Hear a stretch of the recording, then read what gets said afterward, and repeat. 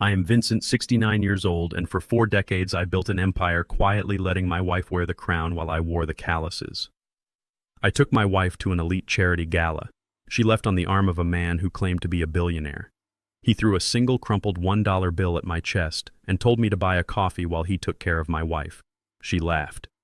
But what my cheating wife and her arrogant lover did not know was that the dollar bill he threw at me was bought with my own money. And by the next morning that single dollar would be the only asset they had left. Before I tell you exactly how I dismantled their fake world brick by brick, let me know which city you are watching from in the comments below. Hit like and subscribe if you believe that the quietest people always hold the most dangerous hands. The air inside the downtown Grand Ballroom was thick with the scent of expensive perfume and aged champagne. I stood near the entrance adjusting the collar of my 10-year-old off-the-rack suit. The fabric was stiff, the cut outdated, but I wore it out of habit rather than necessity. I scanned the sea of silk and tailored tuxedos searching for my wife Valerie. We had arrived separately because she claimed she needed hours to prepare with her styling team, a team I paid for. I finally spotted her near the ice sculpture in the center of the room. She was wearing a custom emerald green gown that cost more than most people make in a year. But she was not alone. She was practically draped over the arm of Conrad Sinclair. Conrad was 55 years old, a white man with perfectly styled silver hair and a smile that looked like it was practiced in front of a mirror. He was known around the city as a hotshot hedge fund billionaire. He wore a bespoke velvet tuxedo and held a crystal glass in one hand while his other hand rested intimately on the small of Valerie's back. They were laughing loudly, leaning into each other with the careless ease of two people who believed they were completely untouchable. I walked toward them. I did not rush. I did not storm across the floor or clench my fists. I simply navigated through the crowd of wealthy socialites until I stood directly in front of them. The music from the string quartet seemed to fade slightly as people nearby noticed my approach. Valerie saw me. Her smile vanished, instantly replaced by a look of sheer annoyance. She did not step away from Conrad. She actually leaned closer to him, anchoring herself to his side as if I were a beggar interrupting a private meal. Conrad looked me up and down, his eyes lingering mockingly on the frayed lapel of my cheap suit. He did not see a husband. He saw an obstacle he could easily step over. He reached into the inner pocket of his designer jacket and pulled out a single crumpled $1 bill.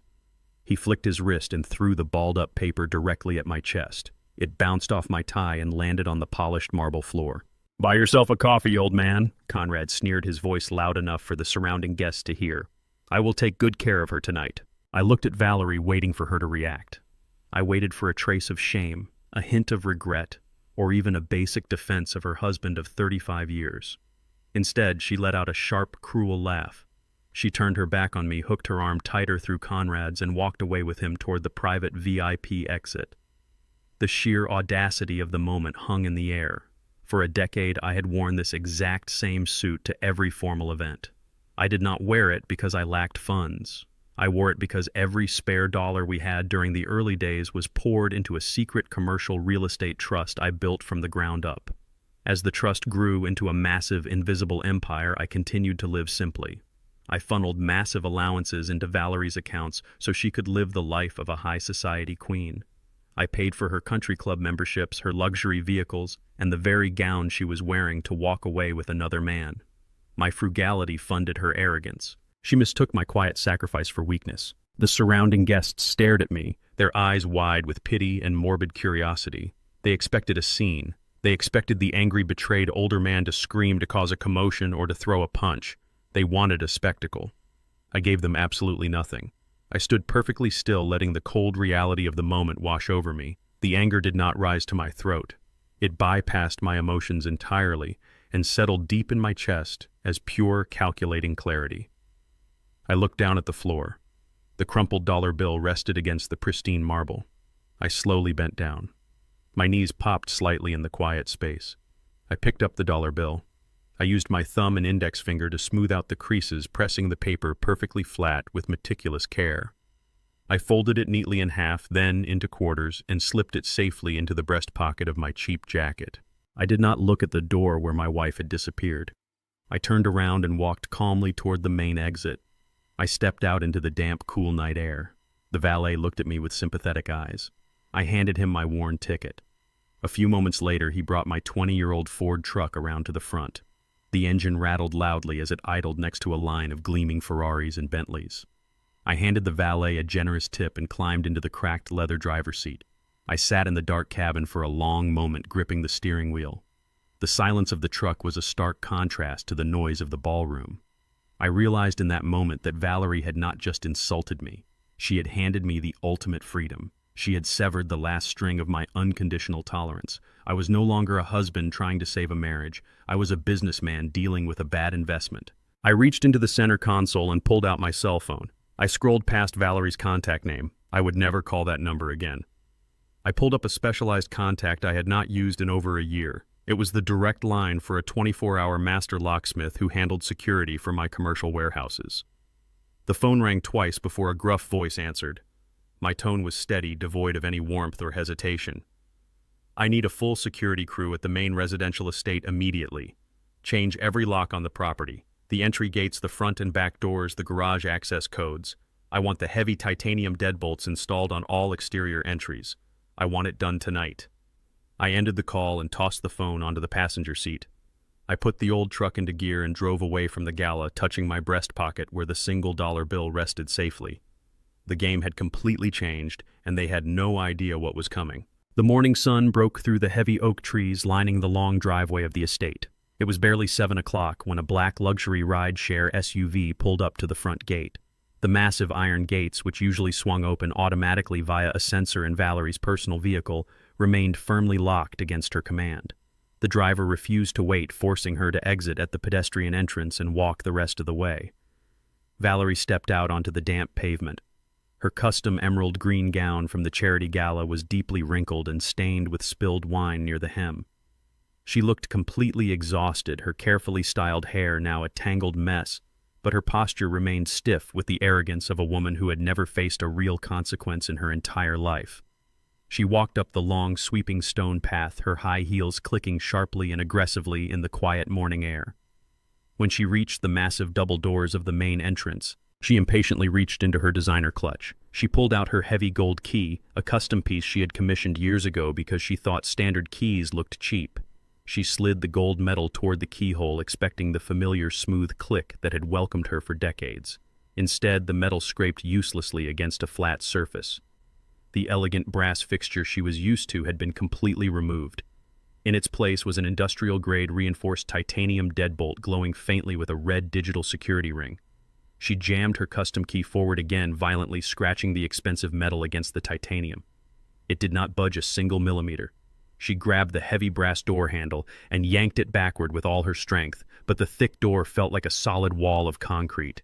She took a step back, her initial confusion rapidly morphing into rising, uncontrollable anger. She kicked the bottom of the solid oak door with the toe of her ruined heel, leaving a dark scuff mark on the pristine wood. Her furious eyes darted around the porch until they landed on the newly installed high-definition camera doorbell mounted perfectly at eye level. She slammed the palm of her hand against the button, holding it down for 10 continuous seconds. When the door still did not open, she leaned her face directly into the camera lens, her features distorted by rage. "Open this door immediately," she demanded, her voice shrill, breathless, and echoing loudly across the empty, manicured driveway. "Are you completely losing your mind? You are locking me out of my own house. I want this door opened right now, or I am calling the police to have you forcefully removed from the premises." Inside the quiet kitchen, I was sitting calmly at the marble island. I was wearing my simple cotton bathrobe, holding a fresh cup of dark roast coffee. The security tablet resting on the counter displayed her angry red face perfectly in high definition. I watched her mascara running slightly down her cheeks, but I did not feel a single ounce of pity. I took a slow, deliberate sip of my coffee, deeply savoring the quiet warmth and absolute peace of my house. I pressed the intercom button on the tablet. My voice came through the porch speaker, calm, flat, and completely devoid of the explosive anger she was so desperate to provoke. "This is no longer your house, Valerie," I said evenly.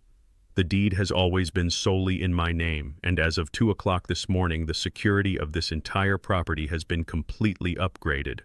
Valerie scoffed loudly, slapping her hand against the heavy door again. "You cannot do this to me. All my things are in there. My expensive clothes, my jewelry, my bags. I need to get inside right now." I took another slow sip of my coffee before responding. You will not find a single item of yours inside this house, I replied. Every designer dress, every pair of shoes, and every piece of jewelry you purchased using my money has been carefully packed into 24 industrial cardboard boxes. At 5:30 this morning, a private courier service delivered them directly to the main public lobby of Conrad Sinclair's downtown office building. I suggest you go there if you want to change out of that ruined dress. Valerie froze completely on the porch. The humiliating realization that her secret glamorous life was suddenly sitting in cheap cardboard boxes in a crowded public lobby hit her hard. But instead of showing any genuine shame or remorse, her expression twisted into a terrifying mask of pure malice. She took a step back from the camera and began to laugh. It was a cold, cruel, and mocking sound that echoed loudly against the tall stone pillars of the porch. "You really think you have won, do you?" she sneered, looking directly into the glowing red lens of the security camera. "You think changing a lock and moving some boxes makes you a powerful man? You are nothing but an outdated, pathetic old fool who has absolutely no idea what is actually happening under his own roof." I watched her through the screen, my expression entirely unchanged.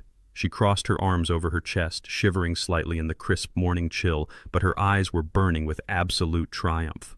"You spent 40 years building your little real estate trust," Valerie continued, her voice dripping with toxic venom. "But you were too busy playing the humble, silent martyr in your cheap suits to notice that the world moved right past you. You do not hold the reins of the empire anymore, Vincent. Our son-in-law Bradley does." I remained perfectly silent, letting her dig her own grave. Bradley, the white Ivy League-educated husband of my daughter Camille, was a man whose only real talent was failing upward. I had personally pulled him out of bankruptcy 5 years ago, giving him a fake director title just to keep my daughter happy. Valerie leaned closer to the camera, fully believing she was delivering the ultimate killing blow. "Bradley controls the corporate finances now," she declared proudly. "He has been secretly restructuring the entire executive board for the past 6 months. He holds all the digital signatures. He manages all the liquid assets and the offshore accounts. You might have your name on a worthless piece of paper for this house, but Bradley holds the actual keys to the vault. By the time I am done with you, you will not even be able to afford the basic property taxes on this estate. We are going to legally sell this house right out from under you, Vincent, and put you in the cheapest, most miserable nursing home the state has to offer." Valerie did not wait for my response. She aggressively pulled her cell phone from her designer clutch and swiped at the cracked screen with shaking, furious fingers. She dialed Bradley's number, pacing back and forth across the stone porch like a caged animal. I watched the live camera feed intently as she pressed the phone hard against her ear. "Bradley, listen to me right now," she screamed into the receiver the exact second he answered the call. "Vincent knows about us. He changed the locks on the estate and threw all my things out into the street. I need you to execute the financial contingency plan right this second. Do you hear me? Cut him off completely. Lock him out of every single corporate bank account immediately. Freeze all his personal credit cards and permanently revoke his executive access to the main servers." She stopped pacing, turned her body squarely toward the security camera, and glared straight into the lens with a wicked, highly arrogant smile. By noon today, she spat at the intercom speaker with total confidence, "You will be begging on the streets." It was precisely 2 hours after Valerie's hysterical phone call from the front porch of the estate. I was sitting behind my heavy mahogany desk on the top floor of the downtown corporate headquarters. The office was perfectly quiet, the thick soundproofing blocking out the chaotic hum of the city traffic below. I was calmly reviewing the latest quarterly projections when the heavy double-glass doors of my office suddenly burst open. My executive assistant did not even have time to announce their arrival. Valerie marched into the room, her ruined designer gala gown from the night before swapped out for a sharp, highly aggressive business suit. Flanking her on either side were my 35-year-old daughter Camille and Camille's husband Bradley. Valerie did not waste a single second with formal greetings or pleasantries. She marched straight across the thick carpet to my desk and violently slammed a massive stack of legal documents onto the polished wood. The heavy thud echoed sharply across the spacious room. She planted both her hands firmly on the desk, leaning over with a look of absolute, unadulterated venom. "I am not playing your pathetic little games anymore, Vincent," she spat, her voice tight with unhinged rage. "These are expedited divorce and asset division papers. You are going to sign over exactly 40% of the entire commercial trust, all liquid corporate assets, and the deed to the main estate to me right now. Or we will publicly tear this entire company apart piece by piece." Camille stood right behind her mother, her arms crossed tightly against her chest, her face a mask of cold, inherited entitlement. She looked at me, not as a father who had given her everything, but as an annoying obstacle standing in her way. Bradley stood slightly to the side, adjusting his expensive silk tie, desperately trying to project the aura of a powerful, commanding executive. He puffed out his chest, looking down his nose at me with a sickeningly smug expression. I did not look down at the divorce papers. I did not look at my angry, cheating wife or my deeply ungrateful daughter. My eyes locked entirely onto Bradley. I stared at him with a cold, surgical precision that made him instantly shift his weight uncomfortably in his expensive Italian leather shoes. Bradley loved to boast loudly about his Ivy League education. He wore his business degree like a protective shield, parading around high society events and country clubs as a brilliant financial mind. But I knew the actual unforgiving numbers. 5 years ago, Bradley was drowning in massive debt, completely bankrupted by a series of disastrously stupid investments in fraudulent offshore tech startups. He was weeks away from total financial ruin, facing multiple severe lawsuits from angry corporate creditors. Camille had come to my house crying hysterically, begging me to save her husband from public humiliation and potential federal fraud charges. So entirely against my better judgment, I quietly paid off his $5 million debt. I absorbed his massive financial liabilities into my own private ledger just so his pristine social reputation would remain untarnished. To save Camille the sheer embarrassment of being married to a complete failure, I created a ghost division within my vast logistics empire just for him. I gave Bradley the title of regional director, a massive corner office with a view and a high six-figure salary. It was a fake kingdom built entirely on my charity. His division handled absolutely no real assets, made no actual corporate decisions, and was completely isolated from the core architecture of my real estate trust. He was nothing more than a highly paid mascot playing businessman with my money. Yet over the years, the fake executive title had completely inflated his fragile, hollow ego. He had somehow convinced himself that he was actually running the company. He truly believed he was the master strategist behind my empire. Looking at him now, standing aggressively in my office and threatening to destroy the very man who shielded him from federal prison, I realized exactly how far his profound delusion had gone. He was not a corporate shark. He was a bloated parasite who had entirely forgotten who owned the host. Seeing my absolute silence, Bradley decided it was his moment to take control of the room. He stepped forward, pushing Valerie slightly aside, and placed a second, much thinner file folder directly on top of the divorce settlement. He tapped his perfectly manicured index finger against the manila cover. "We are trying to make this easy for you," Vincent, Bradley said, using a slow, heavily condescending tone as if he were speaking to a highly confused child. "But if you want to be stubborn about the money, we are fully prepared to go the hard route. Inside this folder is a comprehensive certified medical evaluation signed by a highly respected private neurologist. It details a severe rapid onset of age-related cognitive decline, dangerous paranoia, and early-stage dementia." I looked at the thin folder, then slowly back up at Bradley. He smiled at me, a cold, predatory grin that revealed his true nature. "The doctor is a very close personal friend of mine," Bradley continued, his voice dripping with undeniable arrogance. "If you refuse to sign over the 40% to Valerie today, we will take this medical evaluation straight to a federal judge first thing tomorrow morning. Camille will officially file for emergency medical conservatorship over you. We will declare you completely mentally incompetent to manage your own personal affairs or this business. You will be immediately stripped of all corporate voting rights, your private bank accounts will be seized by the executive board, and Camille will be granted full legal authority over your entire estate and your health decisions." Valerie leaned back, and her eyes gleaming with triumphant malice. "Do you understand exactly what that means, Vincent?" she hissed loudly.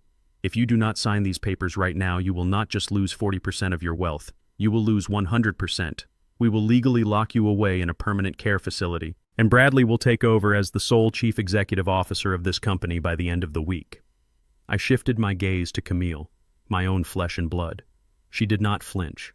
She simply nodded in cold agreement with her mother and her fraudulent husband. They had planned this coup perfectly. They honestly thought they had backed an old man into an inescapable corner. I looked at the three of them standing there in my office, absolutely drunk on their own perceived power. They eagerly expected me to panic. They fully expected me to scream in anger, to violently tear up the fake medical evaluation, or to desperately negotiate for my own freedom. Instead, I felt the corners of my mouth lift into a very slight, very cold smile. I did not say a single word to my wife, my daughter, or the pathetic parasite she married. I simply stood up from my heavy leather chair. I left their ridiculous divorce papers and their fabricated medical threats sitting completely untouched on my desk. I buttoned my cheap suit jacket, walked entirely around them as if they were invisible statues, and exited my own office. I walked straight down the long glass corridor toward the private executive elevator.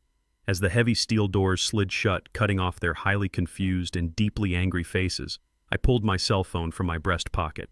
I dialed the direct private line of Mr. Goldstein, my senior corporate attorney, and a man widely known in the financial district for his absolute unmatched ruthlessness. He answered on the very first ring.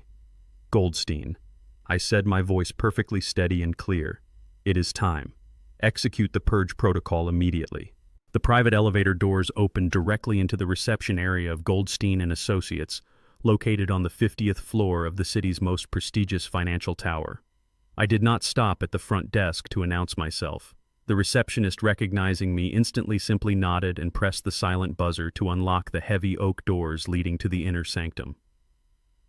Abraham Goldstein was already waiting for me. He was a man who operated with the cold mechanical precision of a seasoned executioner. He did not offer me a drink or ask about my day. He simply gestured to the leather chair opposite his massive glass desk. I sat down and placed my phone face down on the polished mahogany table. "They made their move," I said, keeping my voice entirely devoid of emotion. "They brought a forged medical evaluation into my office and demanded 40% of the entire commercial trust." Goldstein leaned back in his chair, a slow, dangerous smile spreading across his face. He folded his hands together, resting them on his desk. "Then they have officially crossed the threshold of no return," Goldstein replied. I gave him a single firm nod. "Execute the purge protocol," I commanded. The purge protocol was a complex financial fail-safe mechanism we had secretly embedded into the foundational documents of the trust over a decade ago. It was designed for one specific scenario, a hostile internal takeover. It required only my verbal confirmation and a dual biometric scan to activate. Goldstein immediately turned to his secure terminal, his fingers moving rapidly across the keyboard. He brought up the master control dashboard for the entire corporate financial network. The time for quiet endurance was officially over. We started with the parasite. Goldstein accessed the administrative firewall governing Bradley's so-called executive division. With 3 deliberate keystrokes, he completely wiped Bradley's digital signature from the corporate registry. We severed his access to the offshore holding accounts, the domestic payroll routing, and the executive expense ledgers. We locked him out of the internal communication servers and revoked his building security clearance. In less than 60 seconds, Bradley went from being a perceived regional director to an unrecognized trespasser in his own office. Next, we moved to the personal assets. "Bring up the secondary black cards," I instructed. Goldstein opened the private banking portal. A list of high-limit credit accounts appeared on the screen. There was Camille's platinum card, which she used to fund her lavish lifestyle under the guise of corporate networking. And there was Valerie's unlimited Centurion card, the golden goose that had financed her absolute arrogance for the last 10 years. "Do you want to place a temporary hold on these accounts?" Goldstein asked, hovering his mouse over the security options. "No," I replied firmly. "I do not want a temporary hold. I want them permanently frozen. Flag them as unauthorized and report them as stolen to the National Fraud Department. Let the system handle them with maximum prejudice." Goldstein's smile widened as he clicked the final confirmation button. A cascade of red warning alerts flashed across the screen as the banking system automatically registered the master override. Every single line of credit attached to their names was instantly suffocated. The financial umbilical cord that had fed their delusions of grandeur was brutally severed. They had spent the entire morning threatening to take my empire, completely unaware that I had just turned off their oxygen supply. Miles away from the cold reality of my lawyer's office, Valerie was living in a complete fantasy world. She was standing in the center of the city's most exclusive Cartier boutique, surrounded by gleaming glass display cases and armed security guards. Conrad stood closely by her side, sipping a complimentary glass of vintage champagne provided by the overly attentive boutique staff. Valerie was riding the massive high of her perceived victory. In her mind, she had already successfully overthrown me. She genuinely believed that Bradley was currently seizing control of my bank accounts, and that her 40% share of my massive empire was absolutely guaranteed. To celebrate her impending divorce and her new life of unrestrained wealth, she decided to buy Conrad a gift. She pointed her perfectly manicured finger at a heavy, solid platinum timepiece resting on a black velvet cushion. The price tag was a staggering $50,000. "Wrap it up," Valerie demanded, using that haughty, dismissive tone she reserved exclusively for retail workers. "It is a victory gift for the man who actually knows how to treat a woman." Conrad smirked, puffing out his chest as the sales associate carefully lifted the watch from the case. The associate placed the heavy timepiece into a luxurious red leather box, tied it with a pristine silk ribbon, and carried it to the checkout terminal. Valerie opened her designer clutch with a dramatic flourish. She pulled out the heavy metal Centurion card, holding it between her fingers for a second longer than necessary, just to ensure everyone in the room noticed its weight. She slapped the card onto the glass counter. "Charge it," she commanded proudly, leaning intimately against Conrad's shoulder.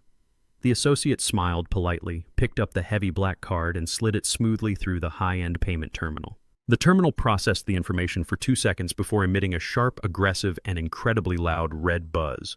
The associate frowned slightly and tried sliding the card again. The same loud, rejecting buzz echoed through the quiet boutique. Valerie sighed loudly, rolling her eyes. "Your machine must be broken," she snapped impatiently. "Run it again." The boutique manager, hearing the commotion, quickly walked over and glanced at the terminal screen. His polite customer service smile instantly vanished. He picked up the black card, holding it firmly away from Valerie. "I am terribly sorry, madam," the manager said, his voice carrying clearly across the quiet store. "But this transaction has been forcefully declined by the primary account holder." Valerie's face flushed bright red. "That is impossible." She raised her voice, drawing the stares of other wealthy patrons. "Try it again." The manager stood entirely firm, looking her directly in the eye. "I cannot do that, madam. The bank fraud department has officially flagged this specific card as stolen. I am legally required to confiscate it immediately." Conrad instantly stepped away from her, his champagne glass freezing in his hand as absolute crushing humiliation washed over Valerie's face. My desk phone rang less than 20 minutes after the humiliating incident at the Cartier boutique. It was a restricted number, but I already knew exactly who was on the other end. I picked up the receiver and pressed it to my ear, remaining perfectly silent. "Well, well, well," the smooth, excessively arrogant voice of Conrad Sinclair echoed through the line. "I have to admit, Vincent, freezing your wife's credit cards is a remarkably petty move for a man your age. You must be hurting for cash a lot more than I originally thought." I let him talk. Absolute silence always makes arrogant men feel the need to fill the empty space with their own massive egos. "Valerie is quite distressed," Conrad continued, letting out a soft, highly mocking chuckle. "She genuinely thinks you are trying to play some kind of tough game, but we both know the real truth. Your little logistics company is barely keeping its head above water, and you simply cannot afford a prolonged legal battle. So, as a gesture of goodwill to the beautiful woman I care for, I am willing to do you a massive favor. I will personally buy out Valerie's 40% claim to your pathetic estate. I will give you a lump sum of $200,000 cash by the end of the day. You sign the divorce papers, walk away quietly, and use the money to buy yourself a decent apartment and maybe a suit that was not tailored in the 1990s. It is an incredibly generous offer, old man. Take it right now before I let my legal team crush you into dust." While Conrad continued to boast loudly about his immense wealth and his aggressive legal team, my computer screen chimed softly. An encrypted email from Goldstein had just arrived in my inbox. The subject line simply read, "Asset Verification Report." I opened the file and began scrolling through the dense pages of financial data. Goldstein was an incredibly thorough man. When I asked him to initiate the purge protocol, he did not just cut off the credit cards and revoke the digital signatures. He ran a comprehensive background check on the man who had publicly insulted me. I listened to Conrad's voice drone on through the phone speaker while my eyes quickly scanned the documents. Let me be very clear. Vincent Conrad was saying, his tone dripping with absolute condescension. "I deal in millions before breakfast. Your entire net worth is just a rounding error in my hedge fund portfolio. Do not make me destroy you over your fragile pride. Just take the buyout." I ignored his empty threats completely. My attention was entirely captivated by page 4 of Goldstein's report. It detailed the corporate registration and operating address of Sinclair Global Capital, Conrad's supposedly massive hedge fund. The primary headquarters was listed as occupying the entire top floor of the Apex Tower, one of the most exclusive and expensive commercial high-rises in the downtown financial district. The lease agreement attached to the file showed a staggering monthly rent of $150,000. It was a massive sum intentionally designed to project absolute power and unshakable financial stability to potential investors. Conrad was currently leaning heavily on that exact projection to intimidate me. He wanted me to picture him sitting in a giant glass tower surrounded by millions looking down at my old Ford truck and my cheap suits. He desperately wanted me to feel incredibly small. What Conrad did not know, what absolutely nobody in my ungrateful family knew, was the true extent of the empire I had quietly built over the last 4 decades. When Valerie mocked my frugal lifestyle, when Camille rolled her eyes at my outdated car, they only saw the surface-level logistics company that bore our family name. They had absolutely no idea that every single dollar of profit from that company had been systematically funneled into a highly complex network of anonymous shell corporations and offshore holding trusts. One of those specific shell corporations, registered under a generic alphanumeric code in Delaware, held the master deeds to over 30 major commercial properties across the city. As I stared at the scanned lease agreement on my computer screen, I felt a cold, profound sense of poetic justice wash over me. The Apex Tower, the gleaming glass monument to corporate power where Conrad Sinclair housed his supposedly billionaire lifestyle, belonged entirely to me. I had purchased the building outright 6 years ago during a market dip, paying the entire massive balance in cash. Conrad was not sitting on an untouchable throne. He was sitting inside my house, paying me for the privilege of breathing my air. The man who had thrown a crumpled dollar bill at my chest, the man who was currently offering me pennies to surrender my own company, was actively paying my mortgage. I leaned back in my leather chair, the heavy material creaking slightly in the quiet office. I let out a slow, perfectly controlled breath. The irony was so dense it was almost suffocating. My cheating wife had abandoned me for a man whose entire foundation of wealth was constructed on property that I owned. I adjusted my glasses and looked much closer at the financial addendum Goldstein had highlighted in bright red ink at the bottom of the lease agreement. It was the internal accounting ledger for the Apex Tower Property Management Division. I traced my finger along the columns of numbers, my eyes narrowing sharply as I processed the exact data. Conrad Sinclair was not just a tenant in my building. He was a severely delinquent tenant. The ledger clearly indicated that Sinclair Global Capital had completely missed its last 6 consecutive rent payments.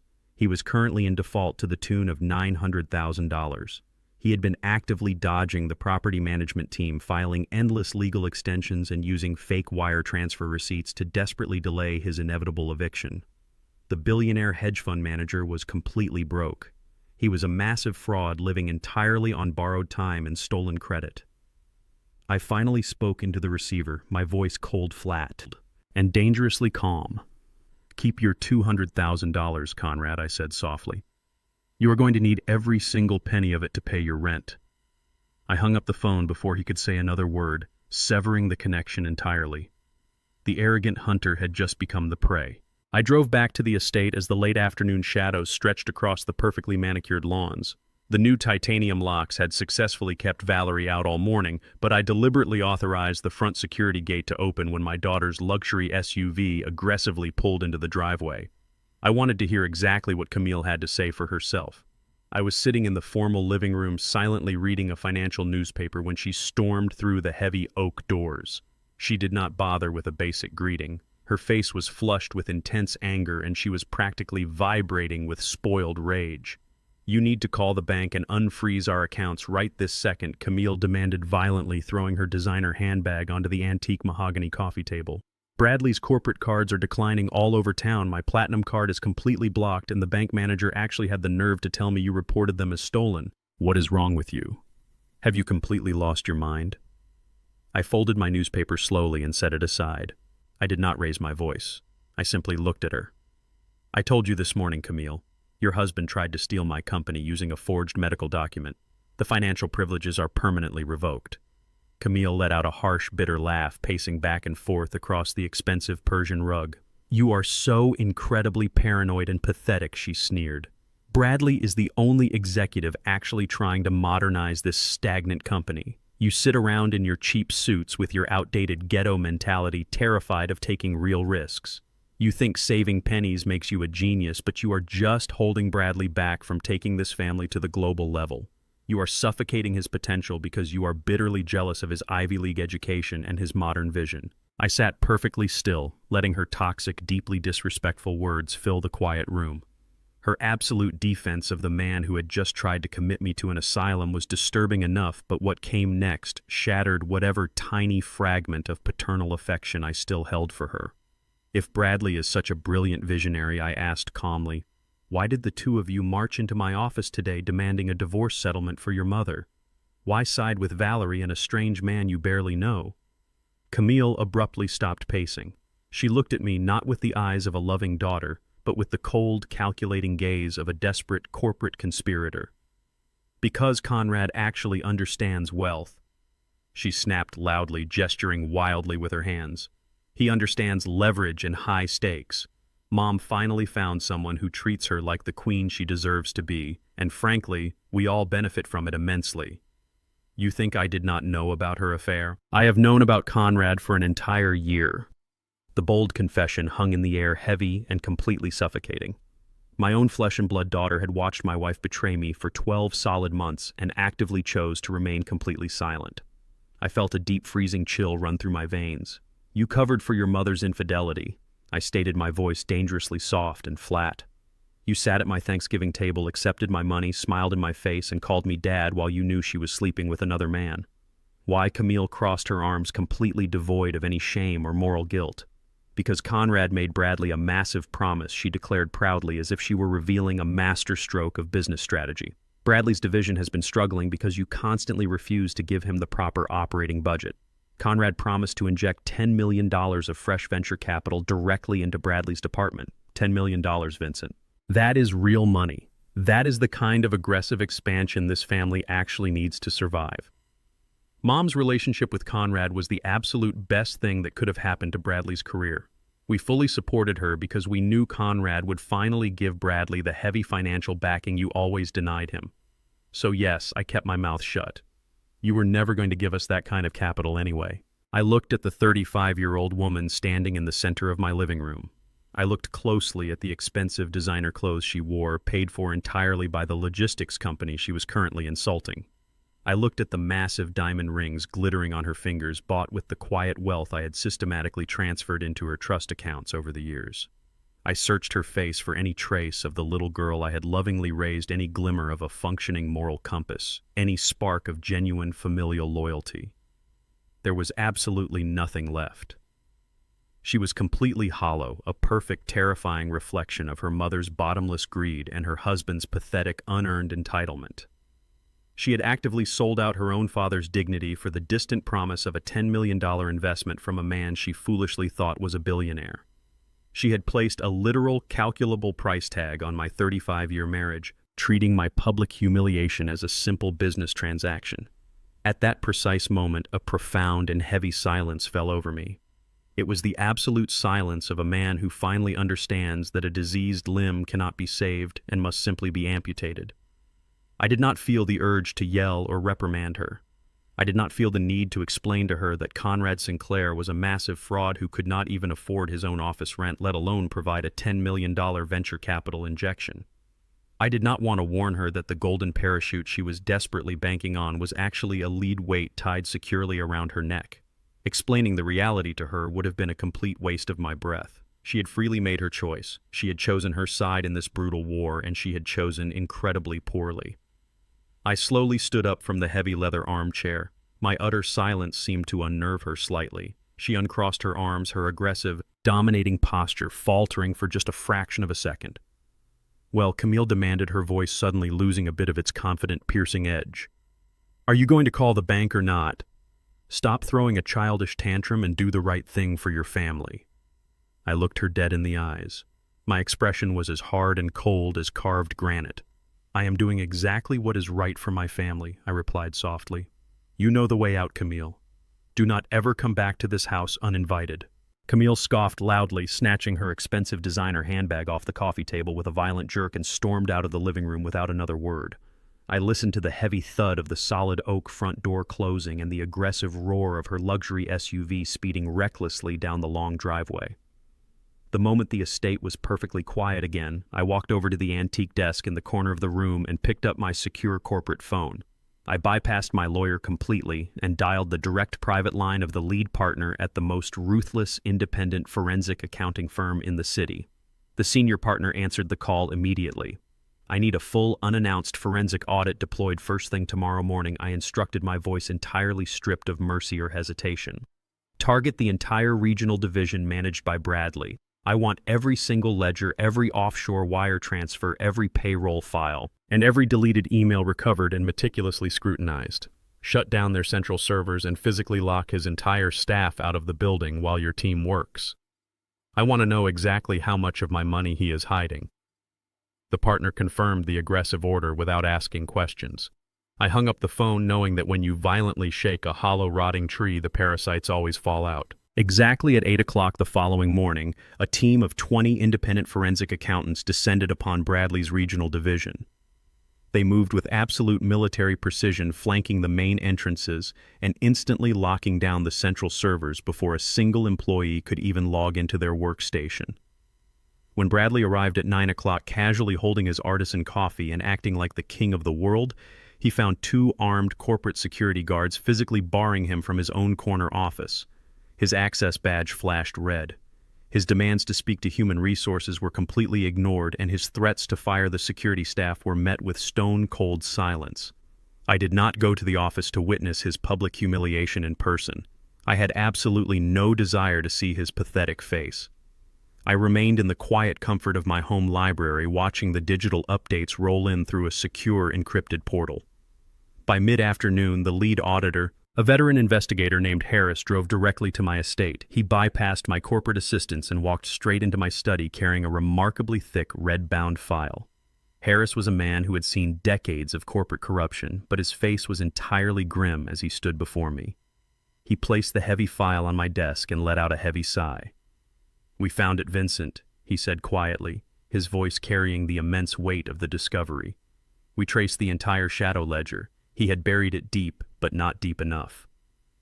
I opened the file. The sheer volume of fabricated invoices, ghost accounts, and manipulated routing numbers was absolutely staggering. Bradley had spent the last 3 years treating my logistics company not as a legitimate business, but as his own personal, unregulated casino. But the most damning document was not a simple corporate expense report. It was a highly detailed flowchart showing exactly where the financial bleeding originated. Harris tapped a thick black line connecting Bradley's primary division account to a series of offshore holding cells. I looked closely at the final destination of the stolen funds. Just yesterday, my daughter Camille had proudly claimed that Conrad Sinclair was going to inject $10 million of fresh venture capital into Bradley's failing division. She had aggressively justified her mother's vile affair by wrapping it in the grand illusion of a massive financial rescue. The absolute truth, meticulously documented in the pages right before me, was far more sinister and entirely pathetic. Conrad had never invested a single dime into my company. He had absolutely no capital to invest. Instead, the money had flowed entirely in the opposite direction. Over the past 12 months, Bradley had systematically authorized dozens of wire transfers, cleverly disguised as high-yield, speculative corporate investments. He had funneled exactly $10 million into a series of complex shell companies controlled entirely by Sinclair Global Capital. But Bradley was not a brilliant criminal mastermind. He did not have the technical skill or the executive clearance to steal from my highly monitored operational accounts or my heavily guarded private trusts. To find that kind of massive liquidity without triggering my immediate oversight, he had to target the most vulnerable pool of money available to him. He had hacked directly into the employee pension fund. He had actively stolen the retirement savings of the truck drivers, the warehouse workers, and the logistics coordinators who had literally broken their backs building my empire over the last 40 years. Men and women who trusted me with their futures were now missing millions. Bradley had callously robbed the working-class families who depended on me, all to secretly finance the fake billionaire lifestyle of Conrad Sinclair. Conrad had promised Bradley massive corporate returns and elite social status in exchange for the illegal capital injection. The two of them had struck a desperate, highly illegal bargain. Bradley desperately needed a massive win to prove to his wife that he was a real executive, and Conrad desperately needed liquid cash to maintain his entirely fraudulent public image. They were two desperate frauds feeding off each other using my hard-working employees as their personal bank. I sat back in my heavy leather chair, the absolute silence of the library pressing down heavily on my shoulders. A cold, dark realization washed over my mind, locking every piece of this pathetic puzzle perfectly into place. When Conrad threw that crumpled dollar bill at my chest in the middle of the charity ballroom, he was acting like a wealthy king, casually tossing a coin to a starving peasant. When he bought Valerie expensive dinners at Michelin-star restaurants, chartered private yachts for weekend getaways, and gifted her sparkling diamond necklaces, she truly believed she had finally found a man whose wealth rivaled my own. She had willingly discarded 35 years of marriage because she honestly thought she was trading up to a more modern, exciting billionaire who would treat her like royalty. But every single extravagant gift, every sip of vintage champagne, and every luxurious hotel suite Conrad had purchased to seduce my wife was funded entirely by the money Bradley had stolen from my own company. The absolute irony was so sharp it almost drew blood. Conrad was not a wealthy savior rescuing my wife from a frugal, boring existence. He was a completely broke parasite using my stolen money to sleep with my wife. Valerie had thrown away her dignity, her marriage, and her entire family structure for a man who was literally bribing her with her own husband's stolen assets. She was entirely blinded by the shiny artificial veneer of his fake wealth, completely oblivious to the fact that she was actively participating in the destruction of her own daughter's future and the financial ruin of my loyal employees. The entire foundation of their grand betrayal was built on a massive, pathetic lie. They thought they were completely outsmarting me, manipulating my wealth behind my back, while confidently laughing at my simple suits and my quiet demeanor. Instead, they had handed me the exact weapon I needed to destroy them all completely, and they had legally documented every single step of their own ruin. I closed the heavy red file folder. I looked at Harris, who was waiting quietly for my final decision. I did not need to think about it. Send the entire unredacted report to the Federal Financial Crimes Division immediately, I ordered. Let the wolves have them. Less than 4 hours after I gave that order, Bradley was sitting in his expensive, heavily mortgaged suburban home, desperately trying to figure out why his office security badge had been deactivated. He was pouring himself a generous glass of expensive scotch to calm his nerves when a black government vehicle pulled aggressively into his driveway. Two serious-looking federal agents stepped out, walked straight up to his front door, and handed him a formal, heavily stamped legal subpoena. The terrifying document demanded his immediate appearance before a federal grand jury regarding the blatant misappropriation of $10 million from a federally protected employee pension fund. Bradley's false bravado and corporate arrogance evaporated instantly. The terrifying reality of a 15-year federal prison sentence suddenly crushed his chest, making it impossible for him to breathe. Shaking violently, he rushed into his home office, locked the heavy door, and grabbed his cell phone. He frantically dialed Conrad's private number, his hands sweating profusely. "Conrad, listen to me right now." Bradley gasped into the receiver, his voice cracking with pure, unadulterated terror. "The feds are here. They know everything about the pension money. They know about the wire transfers. You have to wire the $10 million back to the corporate account right this second before they freeze everything and arrest me. Tell me you still have the money, Conrad. Please tell me you can send it back today." While Bradley was barricaded in his home office having a complete nervous breakdown over the federal subpoena, Conrad Sinclair was sitting at a corner table of a highly exclusive Michelin-star restaurant, desperately trying to maintain his rapidly crumbling billionaire facade. I was not personally present to witness the spectacle, but the private asset recovery team I had hired provided me with an incredibly detailed report and high-definition security footage of the entire evening. Conrad's phone had been vibrating violently in his tailored tuxedo pocket for the last 20 minutes. It was Bradley calling frantically to beg for the $10 million back before the federal agents kicked his door down. Conrad silenced the calls with a trembling finger, completely ignoring the desperate voicemails. He looked across the candlelit table at my wife. Valerie was holding a crystal flute of vintage champagne, completely oblivious to the massive federal disaster unfolding right behind her back. She was still complaining loudly to Conrad about the humiliating incident at the Cartier boutique earlier that afternoon. She aggressively blamed the declined black card on a simple banking error, assuring Conrad that Bradley was probably just restructuring the corporate accounts to cut me out of the family business completely. Conrad forced a tight, artificial smile, nodding along with her delusions. but underneath his expensive collar he was sweating profusely. He knew the stolen pension money was gone. He knew the federal investigators were circling the drain. He had to keep up the charade for just a little longer, hoping he could somehow manipulate Valerie into liquidating some of her personal jewelry before the entire ship sank to the bottom of the ocean. He signaled the waiter and ordered the most expensive imported caviar and 2 Wagyu steaks. When the waiter asked for a card to keep on file, Conrad handed him a different platinum credit card, praying silently to the gods of fraud that this particular account had not yet been frozen by his aggressive creditors. The tension in his jaw was highly visible.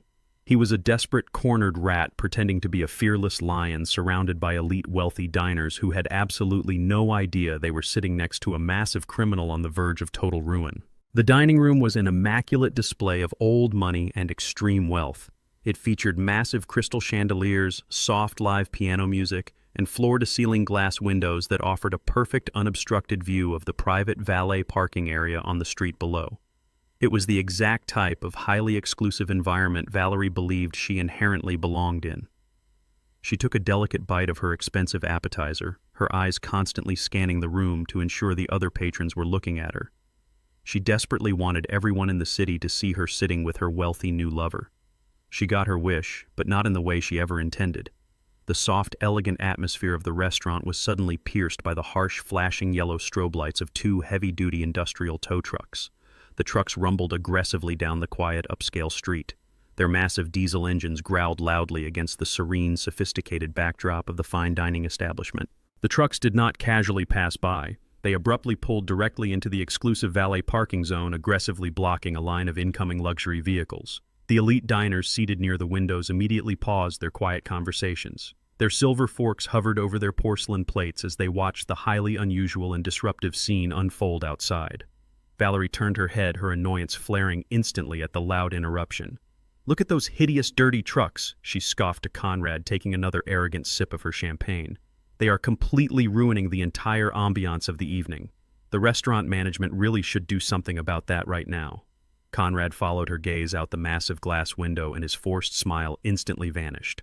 His heart dropped violently into his stomach as he watched 2 burly, unkempt drivers jump out of the truck cabs holding thick metal clipboards. The first driver walked straight past a sleek Ferrari and stopped directly in front of Valerie's gleaming white Mercedes-Benz.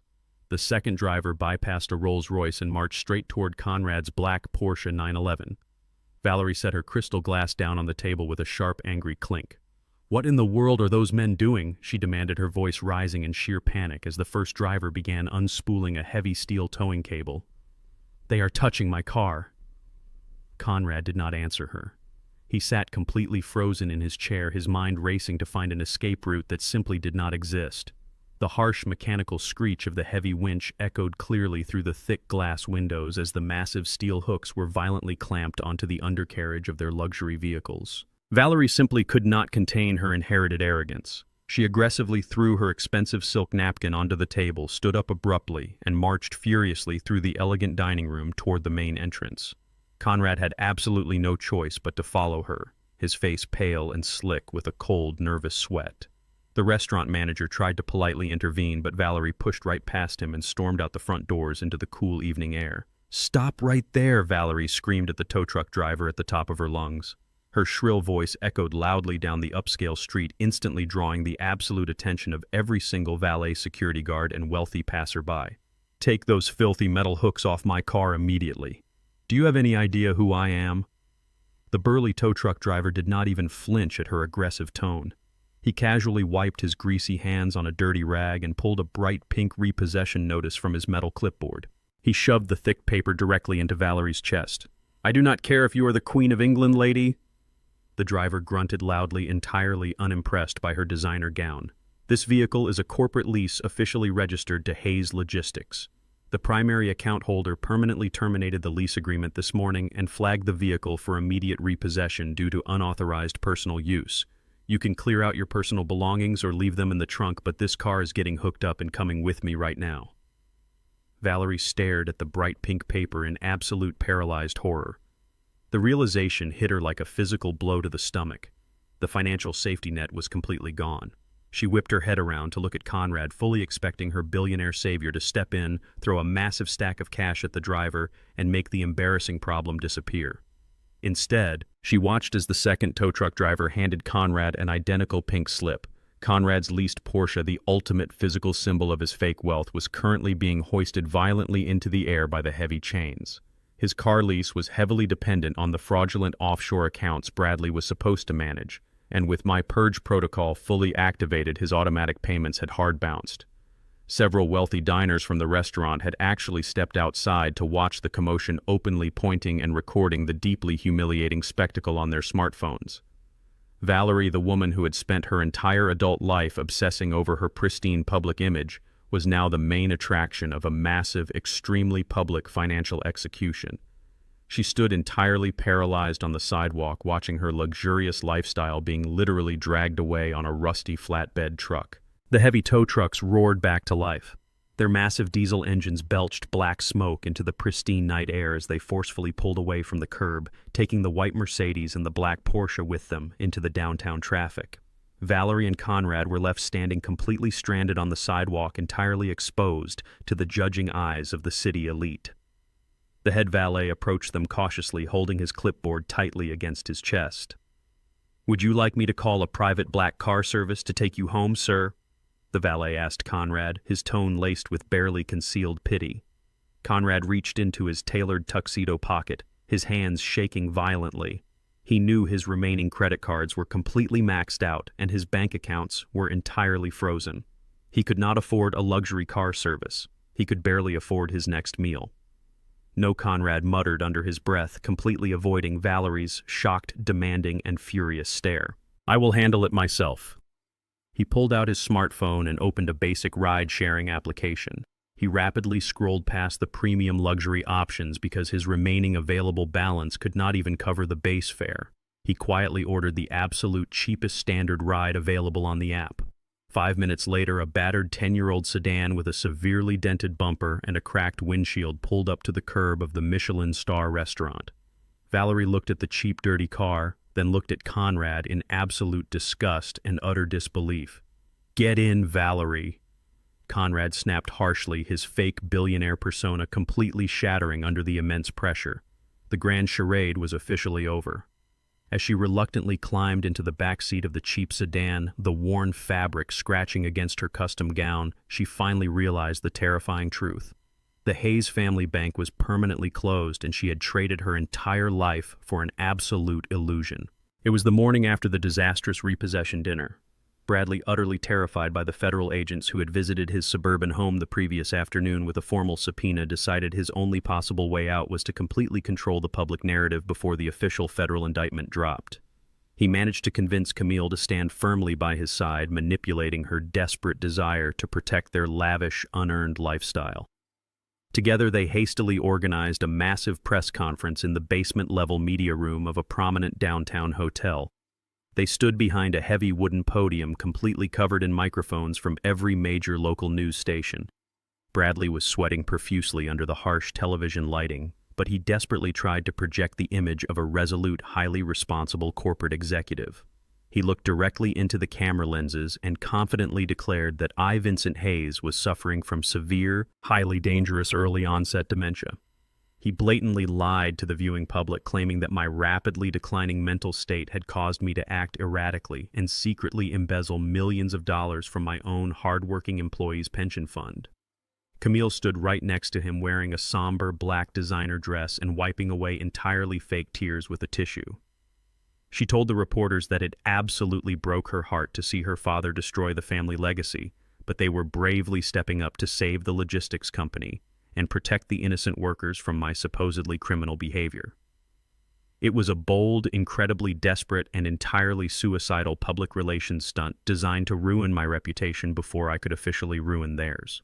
They honestly thought they could spin the media to their advantage, play the absolute victims, and force me to back down from the forensic audit. I did not watch this pathetic display on a television screen from the comfort of my estate. I was already inside the hotel building. I walked quietly through the heavy double doors at the absolute back of the crowded media room, just as Bradley was reaching the emotional climax of his completely fabricated speech. I wore the exact same cheap, outdated suit I had worn to the charity gala. I did not storm down the center aisle to cause a dramatic scene. I did not grab a microphone to loudly defend my honor, and I did not scream at my daughter for her blatant, unforgivable lies in front of the cameras. I simply stood at the back of the room holding the thick red file folder that the senior forensic auditor had delivered directly to my hands the day before. The room was packed tightly with eager reporters rapidly typing on their laptops and camera operators zooming in closely on Bradley's sweating, arrogant face. I scanned the crowded room until my eyes locked onto a specific woman sitting in the second row.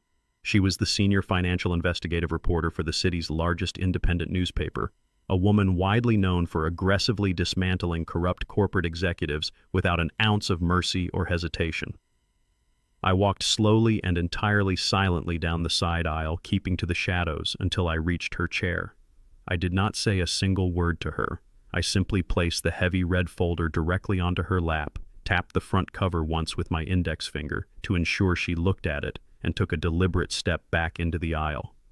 She looked up at me, slightly confused by the sudden silent interruption, and then she looked down at the official embossed seal of the independent forensic accounting firm stamped clearly on the front of the file. Her professional curiosity instantly replaced her initial confusion. She immediately flipped open the heavy cover and began rapidly scanning the top page, her eyes widening as she processed the irrefutable data. Bradley was still speaking loudly into the cluster of microphones, earnestly promising the viewing public that he and Camille would personally oversee the immediate recovery of the missing employee pension funds. The senior investigative journalist did not wait for him to finish his grand, deceptive sentence. She stood up abruptly, her chair scraping loudly and aggressively against the hard floor, instantly drawing the attention of every single television camera in the room. "Excuse me, Mr. Hayes," she called out, her highly authoritative voice cutting sharply through the thick air of the press conference. "You just publicly stated that your father-in-law was directly responsible for the missing $10 million. However, I am currently holding a certified forensic audit completed less than 24 hours ago that tells a completely different story." She did not ask him a polite question. She immediately started reading the highly confidential documents aloud for the entire room to hear. She read the exact transaction dates, the specific dollar amounts, and the highly encrypted offshore routing numbers. She clearly and loudly stated that the digital authorizations for every single fraudulent wire transfer originated directly from Bradley's personal executive computer terminal, completely bypassing my central security clearance. Furthermore, she continued, her voice echoing loudly over the sudden frantic whispering of the other shocked reporters. These certified documents explicitly prove that the stolen pension funds were not hidden by Vincent Hayes. They were systematically wired into a complex offshore shell corporation completely controlled by Sinclair Global Capital. Bradley abruptly stopped speaking mid-sentence. His jaw dropped open, but absolutely no sound came out. His fake, highly confident executive persona completely shattered into a million irreversible pieces right there on the stage. The blood aggressively drained from his face, leaving him looking like a terrified ghost standing in front of a firing squad. Camille grabbed his arm tightly, her eyes wide with sheer, unadulterated panic as the bright flashes of a dozen cameras suddenly blinded them. The reporters in the room instantly erupted into a chaotic frenzy, shouting highly aggressive questions at the podium, demanding to know exactly why Bradley had secretly funded Conrad Sinclair with stolen employee retirement money. Bradley desperately backed away from the heavy wooden podium, violently knocking over a tall microphone stand in his blind, overwhelming panic. He grabbed Camille tightly by the hand, trying to forcefully drag her toward the emergency exit located right behind the stage to completely avoid the massive swarm of aggressive reporters rushing the platform. He did not make it past the heavy velvet curtains. The heavy wooden doors at the side of the stage violently swung open, hitting the wall with a massive thud.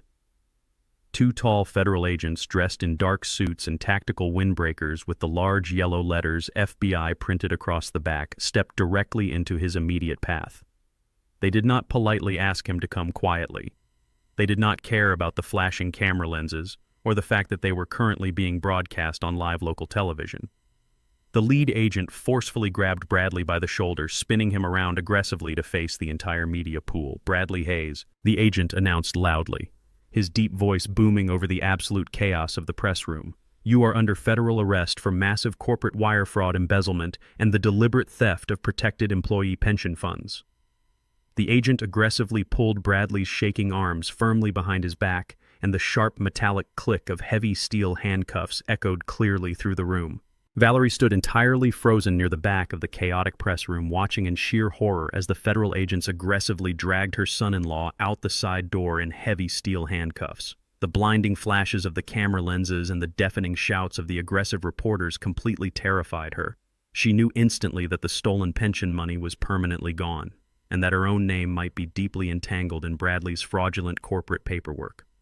Absolute panic entirely consumed her. She did not stay to help her daughter Camille, who was currently sobbing uncontrollably on the stage as the media swarmed her.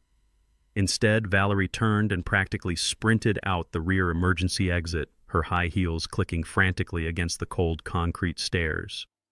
Since I had forcefully repossessed her luxury Mercedes the night before, she was forced to hail a dirty city taxi on the busy street corner.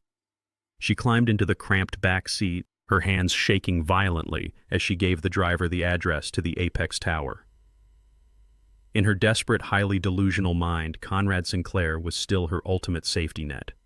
She genuinely believed she could run to his luxurious downtown penthouse, collapse into his wealthy arms, and let his massive team of hedge fund lawyers clean up the entire federal disaster. She honestly thought his millions would protect her from the federal investigators and my calculated retaliation. The taxi ride felt like an absolute eternity as it navigated through the heavy downtown traffic. When the cab finally pulled up to the gleaming glass facade of the Apex Tower, Valerie did not even wait for the driver to fully stop. She threw a crumpled $20 bill over the front seat and rushed frantically through the revolving doors, completely ignoring the concierge desk. She desperately pressed the button for the private express elevator, praying that the gleaming metal doors would close fast enough to shut out the rapidly collapsing reality of her ruined life. The high-speed elevator shot smoothly up to the 50th floor, carrying Valerie toward what she firmly believed was her absolute sanctuary. The soft ding of the elevator arrival chime echoed in the small cabin, and the polished metal doors slid open. Valerie stepped out, fully expecting to walk directly into the sprawling, custom-designed foyer of Conrad Sinclair's multi-million-dollar penthouse. Instead, she stepped straight into a scene of absolute chaotic devastation. The massive double-oak doors leading into the penthouse were entirely wrapped in thick steel chains and secured with a heavy industrial padlock.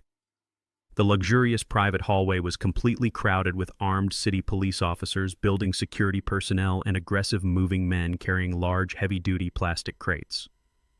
Conrad was standing in the dead center of the hallway, looking entirely disheveled and completely pathetic. His custom velvet jacket was gone, replaced by a wrinkled dress shirt completely soaked in nervous sweat. He was loudly arguing with two uniformed officers, wildly gesturing with his hands and aggressively demanding to speak to his lawyers. The officers looked completely unimpressed, treating him exactly like the common street criminal he truly was. Valerie stood entirely paralyzed by the elevator bank.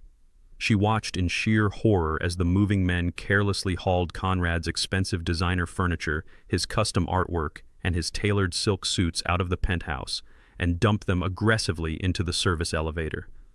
The luxurious, untouchable life she thought she was escaping to was literally being dismantled right in front of her eyes. Conrad suddenly noticed her standing there, his face instantly drained of whatever fake confidence he was desperately trying to project. He did not run to comfort her. He did not offer her a warm embrace or assure her that everything was going to be perfectly fine. He actually took a physical step back, looking at her with a mixture of absolute dread and rising panic. Valerie slowly walked toward him, her legs feeling like heavy blocks of lead. She looked at the thick chains wrapped tightly around the door handles, and then looked directly at the senior property manager, who was standing nearby holding a massive stack of official legal documents. "What is happening here?" Valerie demanded, her voice shaking uncontrollably. "Why are they chaining the doors to your apartment? Conrad, tell them to stop this immediately." Conrad could not speak. He simply stared at the floor, breathing heavily like a trapped, cornered animal. The senior property manager, a strict professional who had directly received my specific eviction orders earlier that morning, turned to face Valerie. He did not offer her a polite smile or an ounce of sympathy. He simply pulled a bright yellow legal document from his heavy stack and held it out so she could clearly read the bold black text printed across the top. "This is a court-ordered immediate commercial eviction, madam," the property manager stated loudly, his voice carrying clearly down the crowded hallway. Mr. Sinclair is currently in default of 6 consecutive months of rent. He owes the building ownership group nearly $1 million in back payments, late fees, and fraudulent wire transfer penalties. He has been completely evicted from the premises, and all remaining physical assets inside the penthouse are being legally seized by the ownership group to cover a fraction of his massive debt. Valerie shook her head in absolute disbelief, stepping away from the yellow paper. "That is completely impossible," she snapped aggressively, desperately clinging to the very last shred of her shattered illusion. "Conrad owns an international hedge fund. He is a billionaire. He owns this entire penthouse." The property manager let out a dry, entirely humorless chuckle. He reached into his folder again and pulled out the master lease agreement, the exact same document Goldstein had sent to my secure computer terminal earlier that afternoon. He thrust the paper directly toward Valerie's face, pointing a thick finger at the signature line at the very bottom of the page. "Mr. Sinclair does not own anything," the manager corrected her sharply. "He is a tenant. And as of today, he is a highly delinquent, evicted tenant. If you do not believe me, believe. You can read the name of the actual building owner right here." Valerie leaned forward, her eyes frantically scanning the dense legal text. She looked at the bold print listed directly under the Property Holding Corporation. She read the name once, blinked hard, and read it again. The heavy, suffocating weight of the absolute truth crashed down on her chest. The legal owner of the Apex Tower, the landlord who had just aggressively kicked her fake billionaire lover out into the street, was Vincent Hayes. My name was printed perfectly on the eviction notice. Valerie gasped loudly, stumbling backward as if she had been physically struck by an invisible force. She looked at Conrad, her eyes wide with sheer terror and profound betrayal. "You are completely broke," she whispered, the devastating realization finally sinking in. "You used me to get to my husband's money because you have absolutely nothing." Conrad's pathetic, cowardly demeanor instantly vanished, entirely replaced by a vicious, cornered rage. He lunged forward, his face contorted into a mask of pure hatred. He raised his hand and slapped Valerie aggressively across the face. The sharp crack echoed loudly in the hallway, causing the police officers to instantly draw their weapons and shout commands. "It is your fault, you stupid, arrogant woman!" Conrad screamed at her, spit flying from his lips as the police officers violently tackled him to the luxurious carpet. "If you and your idiot son-in-law had just kept the money flowing quietly, none of this would be happening. You ruined everything." The heavy grandfather's clock in the main hallway chimed midnight. A brutal, unforgiving rainstorm had moved over the city, thrashing against the large glass windows of my estate.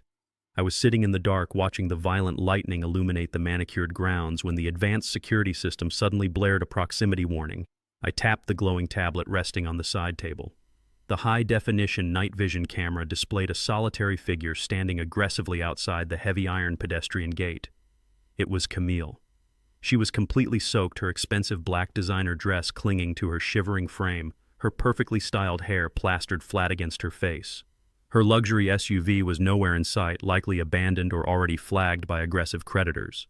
With her husband sitting terrified in a cold federal holding cell and her platinum credit cards entirely frozen by my purge protocol, she had rapidly exhausted her superficial list of high society friends. Nobody wanted to answer a midnight phone call from the wife of a highly publicized federal criminal.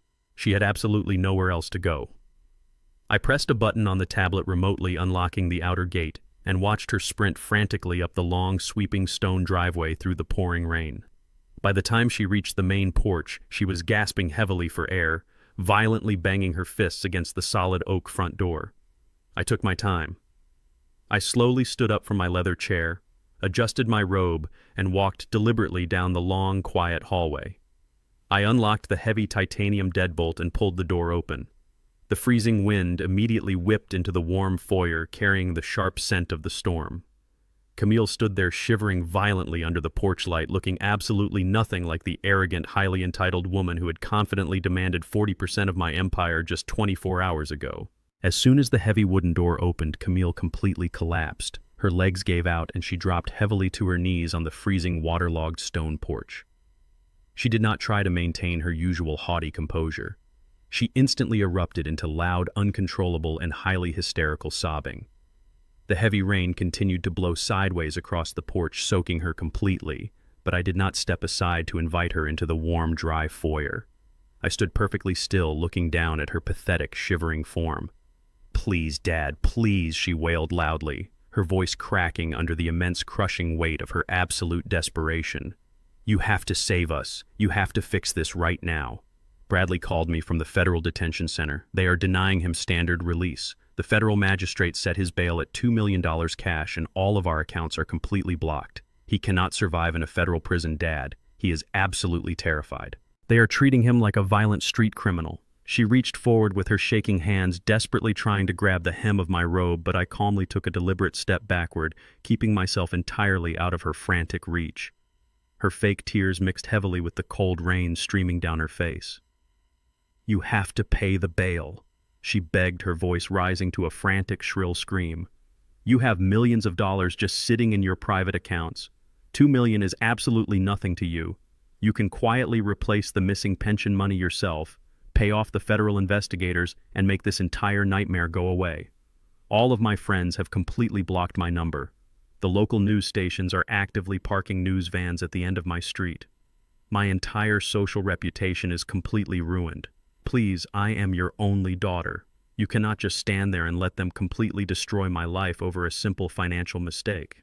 You owe it to your family to protect us." She leaned forward, resting her wet forehead against the cold stone floor, crying so hard she was physically choking on her own breath.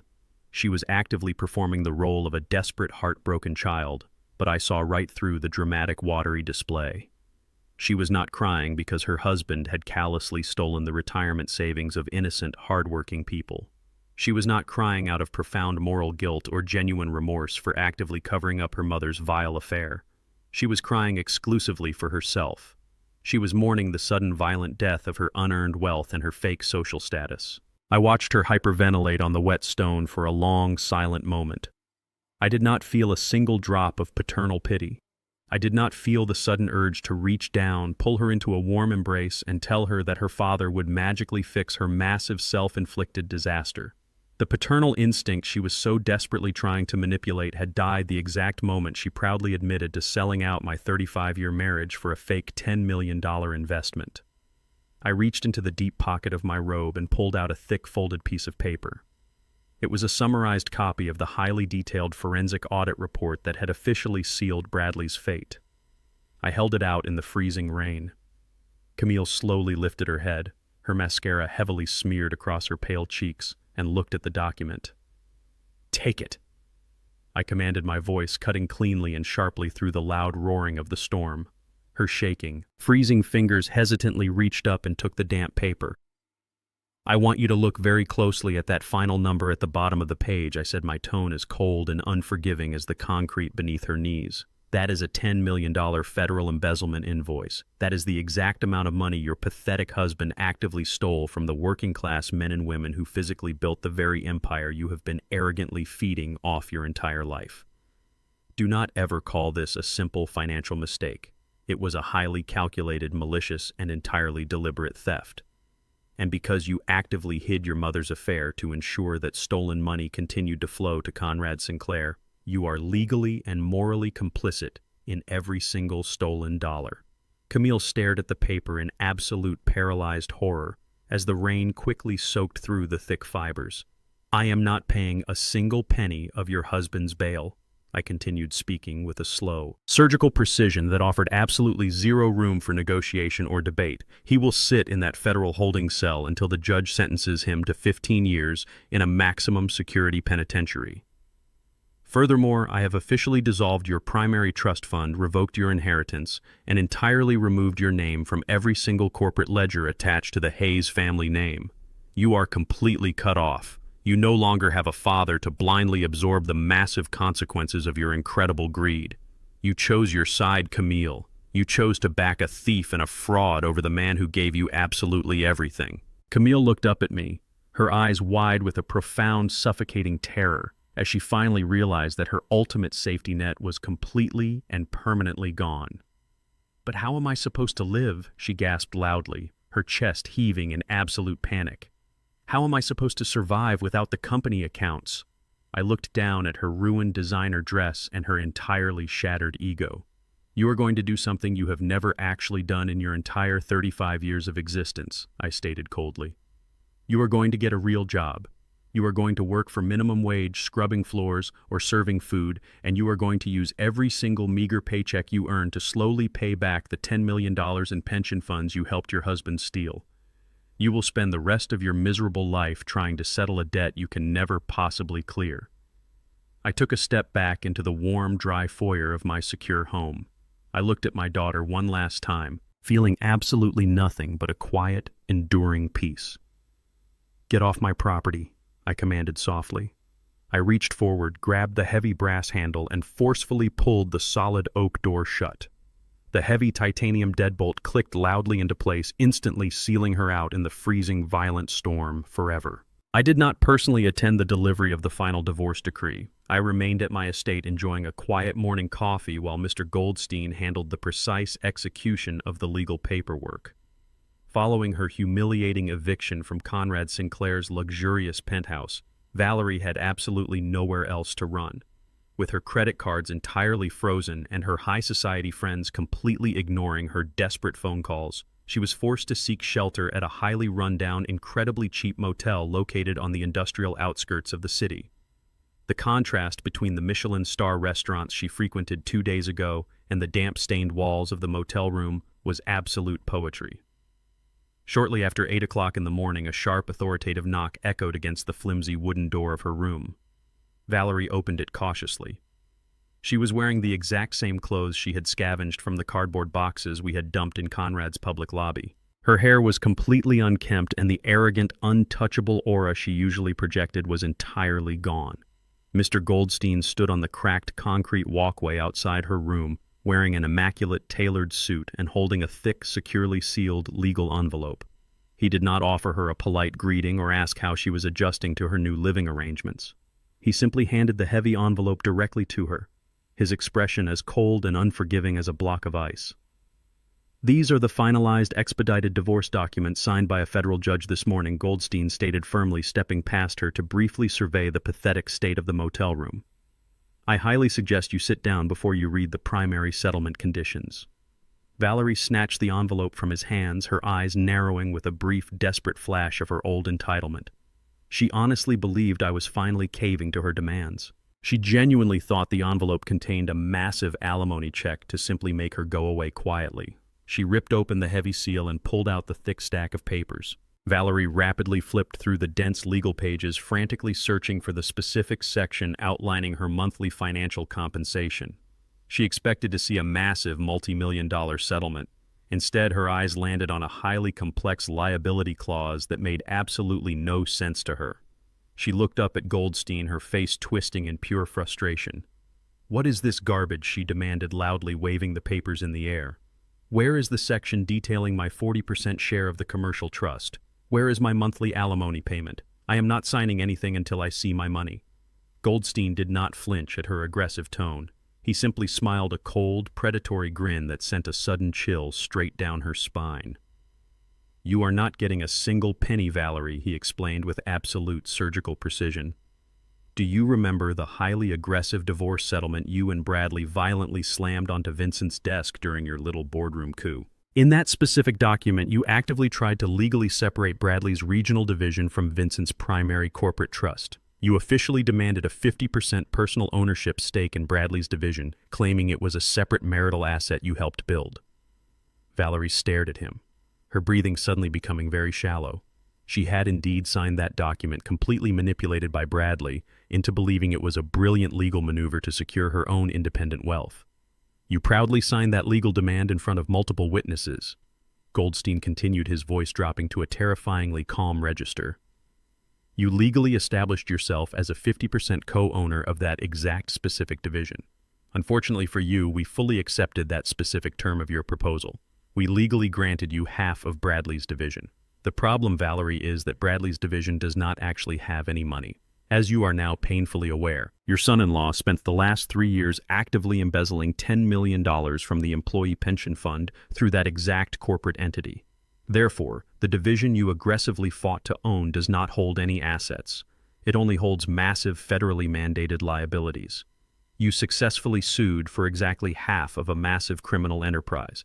You thought you were outsmarting Vincent, but you were actually building your own financial prison. By legally attaching your name to Bradley's corporate structure, you completely bypass the protective firewall of Vincent's primary holding trust. You are no longer protected by his wealth. You are entirely exposed to the brutal consequences of Bradley's monumental theft. Valerie began to shake uncontrollably. The heavy legal papers felt like burning lead in her hands. "What are you saying?" she whispered, her voice cracking as the horrifying reality began to slowly crush her entire perceived reality. Goldstein stepped closer, ensuring every single word he spoke landed with maximum psychological impact. "I am saying that you are legally and personally responsible for 50% of the missing pension funds," he stated clearly.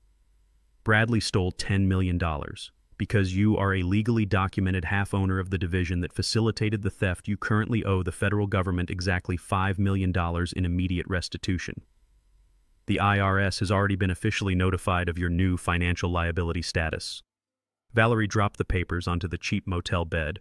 Her legs gave out and she sank onto the stained mattress. "But I do not have $5 million, she gasped frantically, tears of absolute panic welling up in her eyes. "All of my accounts are frozen. My cars were repossessed. I have absolutely nothing left." Goldstein nodded slowly, showing absolutely zero sympathy for the woman who had callously betrayed his oldest client. "That is exactly correct," he replied. "Because of the blatant documented infidelity and your active participation in corporate fraud, the judge entirely waived your right to any form of spousal support or alimony. You are walking away from a 35-year marriage with absolutely zero assets and a $5 million federal debt. The IRS will actively garnish any future wages you might miraculously earn. They will seize your Social Security payments. They will aggressively hunt down every single dollar you ever make for the rest of your natural life until that massive debt is fully paid. You are not just broke, Valerie. You are entirely financially obliterated. You will never be able to own a house, lease a car, or hold a standard bank account ever again. Vincent wanted me to personally deliver this message to you. He wanted you to fully understand the exact price of your profound arrogance." Goldstein turned his back on her, grasped the cheap metal door handle, and opened the door. "Have a wonderful life, Valerie," he said without looking back, and walked away into the morning sun. Valerie sat completely alone in the silent, dingy motel room.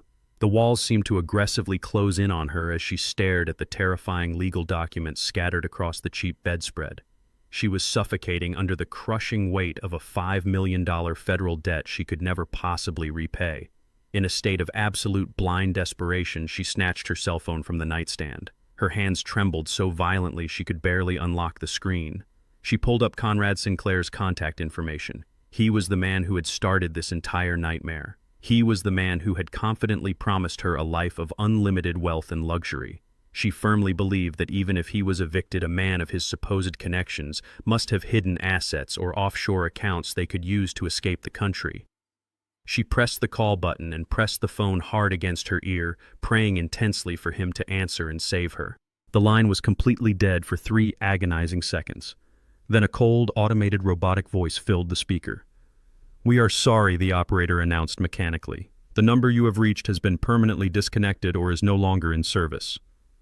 The phone slipped from her fingers, clattering loudly onto the cheap linoleum floor. She was completely and utterly alone. 3 weeks after the highly publicized federal arrests, the heavy mahogany doors of the downtown federal courthouse swung open to accommodate a highly unusual and deeply complex legal proceeding. Because Valerie had aggressively and legally demanded a 50% ownership stake in Bradley's corrupt regional division during her failed boardroom coup, her civil divorce settlement was entirely absorbed into the ongoing federal fraud investigation. We were no longer simply fighting over standard marital assets in a quiet family court. We were sitting in a massive wood-paneled federal courtroom overseen by a strictly uncompromising United States district judge. I sat at the plaintiff's table beside Mr. Goldstein, wearing my standard immaculate yet entirely unremarkable gray suit. I watched Valerie walk into the courtroom, flanked by a team of highly expensive, desperate defense attorneys she had somehow convinced to work on contingency. She had completely abandoned her arrogant, high society persona. She was dressed in a remarkably plain conservative gray dress, her hair pulled back into a simple bun, wearing absolutely zero jewelry and zero makeup. It was a highly calculated theatrical performance designed entirely to generate pity. Her lead defense attorney, a smooth-talking man who specialized in white-collar crime, immediately took the floor and began aggressively playing the manipulated older woman card. He paced slowly in front of the judge, gesturing sympathetically toward Valerie, who was actively forcing tears to fall down her pale cheeks. He painted a completely fictional portrait of a naive, deeply traditional housewife who was entirely ignorant of complex corporate finance. He passionately argued that Valerie was merely a passive victim, a vulnerable older woman who had been systematically brainwashed and emotionally manipulated by her younger, highly aggressive son-in-law and a predatory sociopathic hedge fund manager. He explicitly claimed she had absolutely no idea the $10 million in pension funds were stolen, and that her demand for 50% of the company was simply a confused, desperate attempt to secure her own retirement after decades of a supposedly loveless, financially restrictive marriage. I sat perfectly still listening to the defense attorney weave his elaborate web of absolute lies. The judge, a stern woman with decades of experience dismantling corporate fraud, listened patiently with an entirely unreadable expression.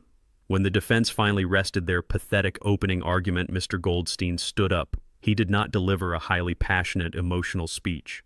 He simply adjusted his glasses, picked up a small digital drive from our table, and formally submitted it to the court clerk as our primary piece of physical evidence. "Your Honor," Goldstein said, his voice echoing cleanly through the massive, quiet courtroom. "The defense claims that Mrs. Hayes was a confused, passive victim who had no active understanding of her own financial demands. We would like to present high-definition security footage with synchronized audio legally subpoenaed directly from the downtown Cartier boutique, recorded on the exact afternoon she attempted to finalize her corporate coup." The lights in the courtroom dimmed slightly as the large flat-screen monitors mounted on the walls flickered to life. The crystal-clear video showed Valerie standing inside the luxury boutique draped over the arm of Conrad Sinclair. The audio picked up her voice with absolute terrifying clarity.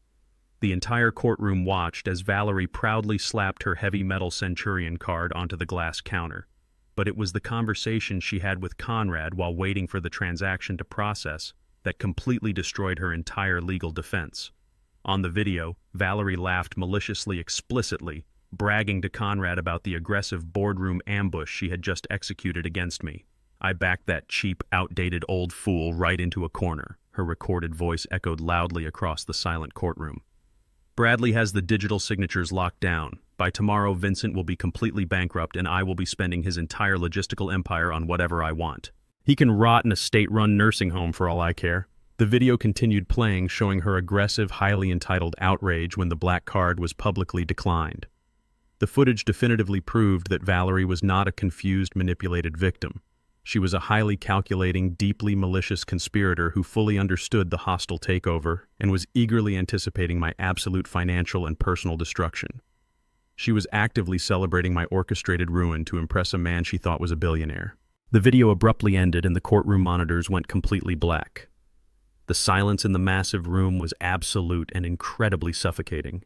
Valerie sat entirely frozen at the defense table, her face completely drained of blood, her fake tears instantly drying up.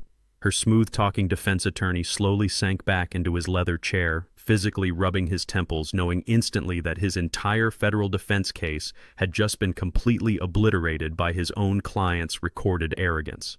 The federal judge slowly took off her reading glasses and looked directly down at Valerie from the high wooden bench. The judge did not try to hide her absolute profound disgust. "Mrs. Hayes," the judge began, her voice dripping with a cold judicial fury that made the entire room completely tense. "I have presided over this federal court for 22 years, and I have rarely witnessed such a blatant, unapologetic display of sheer malicious greed. You actively attempted to legally blindside your husband of 35 years, you proudly conspired to strip him of his life's work, and you explicitly tied your own name to a corporate division that was actively robbing innocent working-class people of their hard-earned retirement pensions. You did not do this out of confusion. You did it out of profound arrogance." The judge picked up her heavy wooden gavel. "Therefore, I am immediately dismissing every single one of your claims to the primary marital assets. You will receive absolutely zero alimony, zero spousal support, and zero access to the Hayes family commercial trusts. Furthermore, because you legally and aggressively asserted 50% ownership of the corrupt regional division during your documented boardroom extortion attempt, this court formally holds you equally liable for the missing federal funds. You owe $5 million in immediate federal restitution. To begin satisfying this massive debt, I am ordering federal marshals to immediately seize and liquidate all of your personal luxury assets. Every single designer gown, every diamond necklace, every luxury handbag you accumulated during your marriage will be aggressively auctioned off by the state. You are leaving this courtroom with absolutely nothing but the clothes currently on your back. The heavy wooden gavel slammed down with a violent, deafening crack that echoed like a gunshot through the federal courtroom. Valerie let out a highly pathetic, entirely broken gasp. Her legs gave out completely as she tried to stand, forcing her expensive defense attorneys to physically hold her upright by her arms. She looked across the wide aisle at me, her eyes wide with a suffocating absolute terror. She was desperately searching my face for a single drop of the unconditional mercy I had shown her for the past 35 years. She found absolutely nothing. I looked back at her with the cold, detached expression of a man staring at a complete stranger.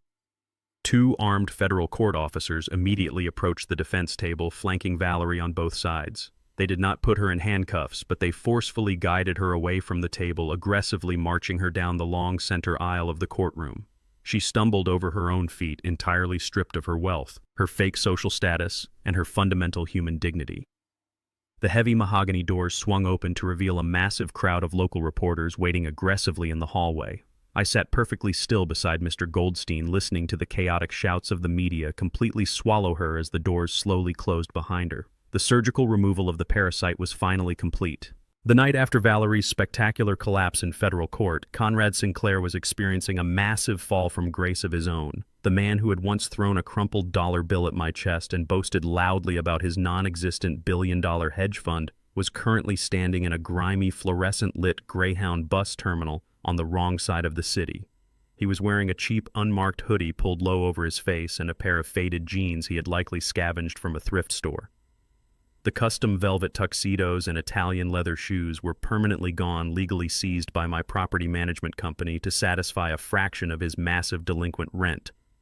Conrad was sweating profusely, nervously clutching a battered canvas duffel bag containing the very last of his hidden cash. He had completely drained a secret emergency account just to scrape together enough money for a one-way bus ticket across state lines, desperately hoping to disappear into the rural Midwest before the federal indictments officially dropped. He cautiously approached the ticket counter, constantly glancing over his shoulder, terrified of every sudden movement in the crowded, dirty terminal. He slid a crumpled pile of $20 bills across the scratched glass, explicitly asking for the next departure to anywhere out of state. He did not even get the chance to grab his printed ticket. 3 plainclothes federal agents who had been quietly tracking his burner phone for the last 48 hours seamlessly moved through the crowd. They flanked him silently. Before Conrad could even react, a heavy hand firmly gripped his shoulder, spinning him violently away from the counter. The agent slammed him face first against the reinforced glass of the ticket booth, instantly snapping cold steel handcuffs around his wrists, while the surrounding late-night travelers watched the arrest in shocked silence. His desperate attempt to run had officially failed. Conrad was transported directly to the heavily fortified downtown Federal Building, the exact same facility where Bradley was currently being held without bail. The federal investigators did not waste their time playing games. They placed Conrad in a stark, freezing interrogation room, bolted him to the heavy steel chair, and dropped a massive stack of financial documents directly in front of his face. The lead investigator clearly outlined the severe reality of his situation. Conrad was facing multiple counts of wire fraud, grand larceny, and direct complicity in the theft of a federally protected employee pension fund. The prosecutor explicitly promised a mandatory minimum of 20 years in a maximum security penitentiary if he refused to fully cooperate. Conrad Sinclair, the man who had built his entire adult life on projecting an aura of fearless power and untouchable wealth, completely broke in less than 15 minutes. He did not possess a single ounce of genuine loyalty or personal honor. He realized instantly that his only possible path to a reduced sentence was to aggressively point the finger at the man who had actually executed the theft. Conrad eagerly waived his right to legal counsel and immediately turned state's evidence. He sang like a desperate, terrified canary. He painted an elaborate, entirely self-serving picture of the entire operation, loudly testifying that he was merely a passive financial consultant who had been aggressively manipulated by Bradley. Conrad explicitly claimed that Bradley was the absolute mastermind behind the entire embezzlement scheme. He detailed exactly how Bradley had exploited his executive clearance within my logistics company to bypass the central security firewalls and violently drain the employee pension accounts. Conrad actively provided the federal agents with the exact dates of their secret meetings, the specific burner phone numbers they used to communicate, and the exact offshore routing codes Bradley had used to funnel the $10 million into the fake hedge fund accounts. Conrad practically begged the federal agents for immunity, violently throwing my son-in-law entirely under the bus to save his own pathetic skin. He handed them every single piece of evidence they needed to bury Bradley forever. He even provided crystal-clear audio recordings he had secretly made during their private dinners, recordings where Bradley arrogantly bragged about outsmarting me and securing his financial independence. Conrad proved to the federal government that there is absolutely no honor among thieves. He was fully prepared to let the younger man rot in a concrete cell for the rest of his natural life, so long as he could walk away with a heavily reduced sentence and a chance to run another scam in the distant future. The federal prosecutors were incredibly efficient. The very next morning, they walked directly into Bradley's holding cell and laid Conrad's entire sworn testimony and the secret audio transcripts directly on his narrow metal cot. Bradley sat in his bright orange jumpsuit, completely unshaven and trembling violently as he read the devastating documents. He realized with absolute crushing horror that the wealthy mentor he had worshipped, the fake billionaire he had actively stolen $10 million to impress, had completely betrayed him without a single second of hesitation. The overwhelming panic that had consumed Bradley since his public arrest at the press conference suddenly morphed into a vicious, burning, and completely unhinged rage. He realized he was staring down the barrel of a multi-decade prison sentence while Conrad was actively negotiating a comfortable plea deal. Bradley was a deeply arrogant and entitled man, but he was also incredibly vindictive when cornered. If he was going down in flames, he was absolutely determined to drag Conrad straight into the fire with him. Bradley immediately demanded a formal meeting with the lead federal prosecutor. When the agents brought him into the interrogation room, Bradley did not ask for a lawyer or attempt to deny his own involvement. Instead, he aggressively unleashed his own devastating counterattack.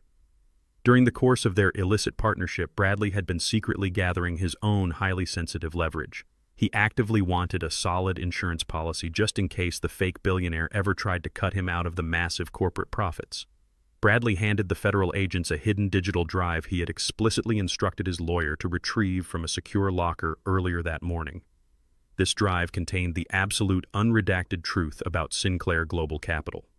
Bradley provided the FBI with irrefutable hard evidence of Conrad's massive offshore tax evasion network, detailing millions of dollars Conrad had actively hidden from the federal government over the last 10 years through illegal shell companies in the Cayman Islands. Bradley also handed over highly classified documents proving that Conrad had previously defrauded 3 other major corporate entities before targeting my logistics company. He systematically destroyed Conrad's carefully constructed plea deal by explicitly proving that Conrad was not a manipulated victim, but a career predator who actively orchestrated international fraud. The sheer arrogance of these 2 men was ultimately their absolute undoing. They had spent the entire year confidently believing they were the smartest people in the room, constantly mocking my frugal lifestyle and my quiet demeanor while they recklessly gambled with my money. But when the absolute reality of their massive crimes finally crashed down upon them, their fake alliance completely shattered. They turned into rabid dogs, viciously tearing each other to pieces in a desperate, entirely pathetic attempt to survive the consequences of their own actions. Their mutual betrayal was so incredibly thorough and heavily documented that the federal prosecutors immediately pulled both of their highly generous plea deals entirely off the table. The federal judge looked at the massive mountain of irrefutable evidence they had eagerly handed over against each other and completely threw the book at both of them. There would be no reduced sentences and no comfortable minimum security facilities. The 2 highly arrogant men who thought they could easily outsmart me, steal my empire, and ruin my life ended up completely destroying themselves effectively, guaranteeing each other mandatory 15-year sentences in a maximum security federal penitentiary. 6 months had passed since the heavy mahogany doors of the federal courthouse permanently sealed Valerie's fate. Stripped of all her luxury assets, entirely evicted from her cheap industrial motel, and carrying a massive $5 million federal restitution debt, she had completely fallen off the edge of the elite social world she once blindly worshipped. I knew exactly where she was because I always make it my absolute business to know the exact position of my enemies. My corporate acquisition team had recently and very quietly purchased a massive portfolio of severely run-down commercial properties located on the harsh, unforgiving industrial outskirts of the city. Valerie was currently employed in building number 4, working the grueling, back-breaking midnight shift as a low-level maintenance janitor. Her once perfectly manicured hands, which had previously swiped unlimited black credit cards at exclusive Cartier boutiques, were now heavily cracked, permanently blistered, and constantly soaked in cheap, harsh industrial bleach. She wore a baggy, highly unflattering dark blue canvas uniform with a faded plastic name tag securely pinned to her chest pocket. Every single night for 10 exhausting hours, she pushed a heavy, violently squeaking yellow mop bucket across endless acres of dirty linoleum floors. She was entirely trapped in a brutal, inescapable cycle of absolute poverty. Because the federal government aggressively garnished 70% of her minimum wage paycheck to slowly satisfy her massive IRS liability, she was forcefully reduced to living in a cramped, windowless basement apartment she rented by the week. The glamorous, untouchable high society queen who had cruelly laughed at my simple suits and publicly discarded 35 years of my silent sacrifice was now a completely invisible, faceless laborer.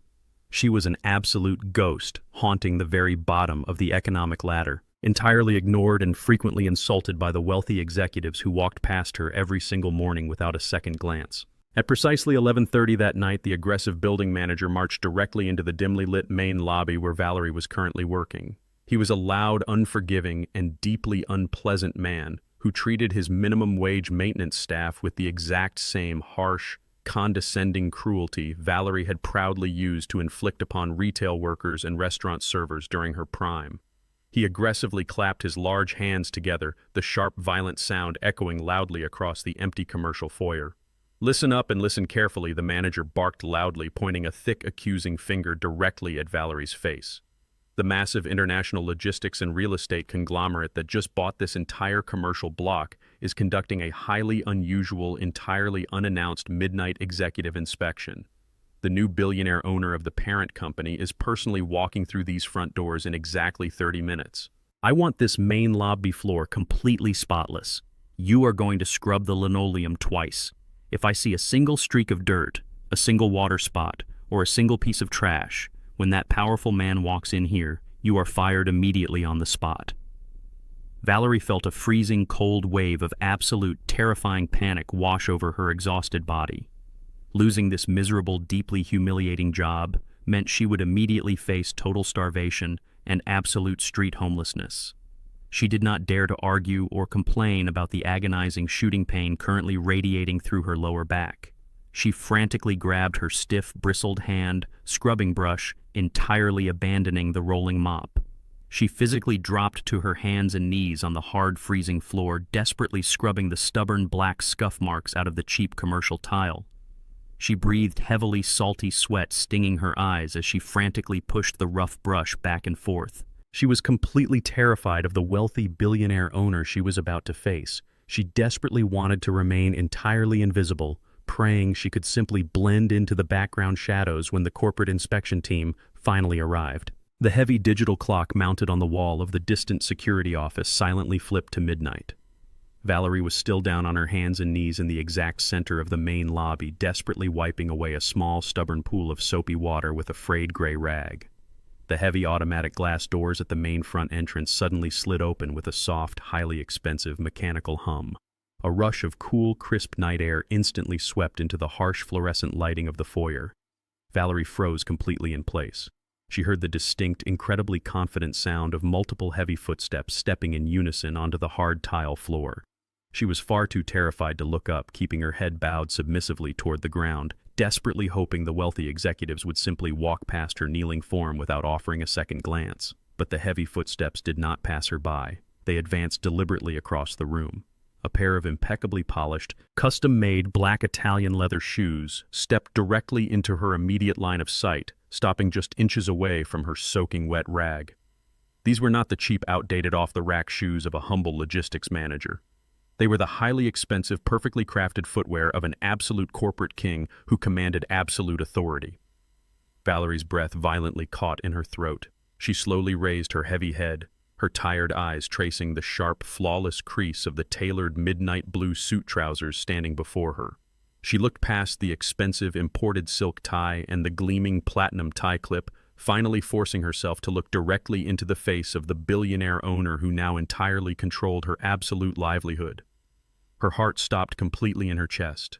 The blood instantly drained from her pale face. It was me.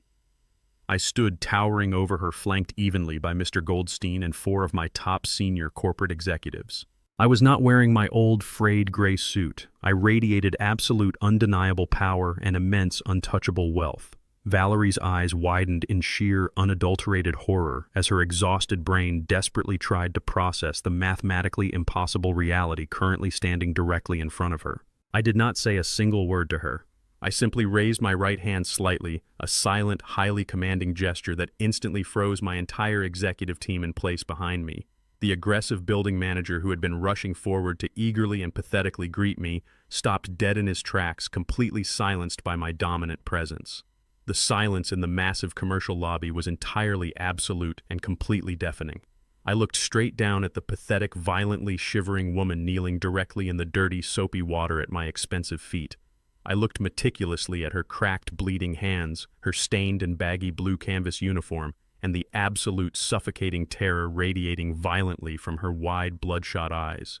This was the exact same arrogant woman who had callously thrown away 4 solid decades of my unconditional loyalty, my quiet protection, and my immense hidden wealth for the cheap, completely fraudulent illusion of a fake hedge fund manager. She had actively conspired to completely destroy me and leave me homeless, and now she was literally scrubbing the dirt off the floors of a building I had casually purchased with my spare corporate change. She stared up at me, entirely paralyzed by the crushing, inescapable weight of her own monumental mistake. The silence inside the vast commercial lobby was so absolute it felt heavy enough to crush bone. The only sound in the entire massive space was the low, steady mechanical hum of the harsh fluorescent lights hanging high above our heads. Valerie remained frozen on her hands and knees in the dirty, soapy water. She did not dare to move a single muscle. She simply stared up at my face with wide, bloodshot eyes, her chest heaving erratically under her stained blue canvas uniform.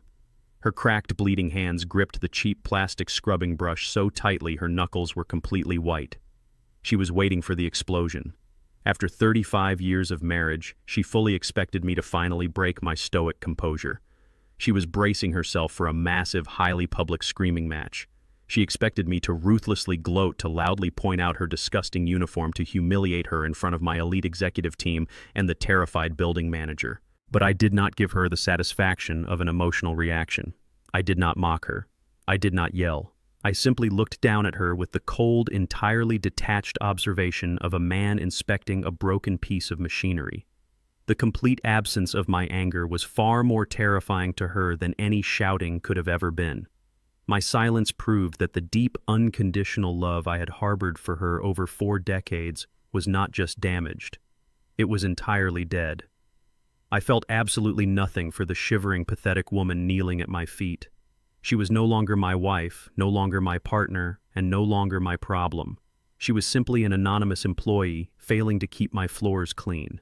Valerie continued to stare up at me, her lower lip trembling violently. For a brief, incredibly delusional second, a tiny spark of desperate hope flickered deep inside her exhausted eyes.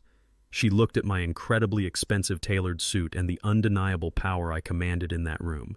In her completely shattered mind, she actually thought I might have orchestrated this entire midnight inspection simply to find her. She genuinely believed that my arrival was a twisted rescue mission.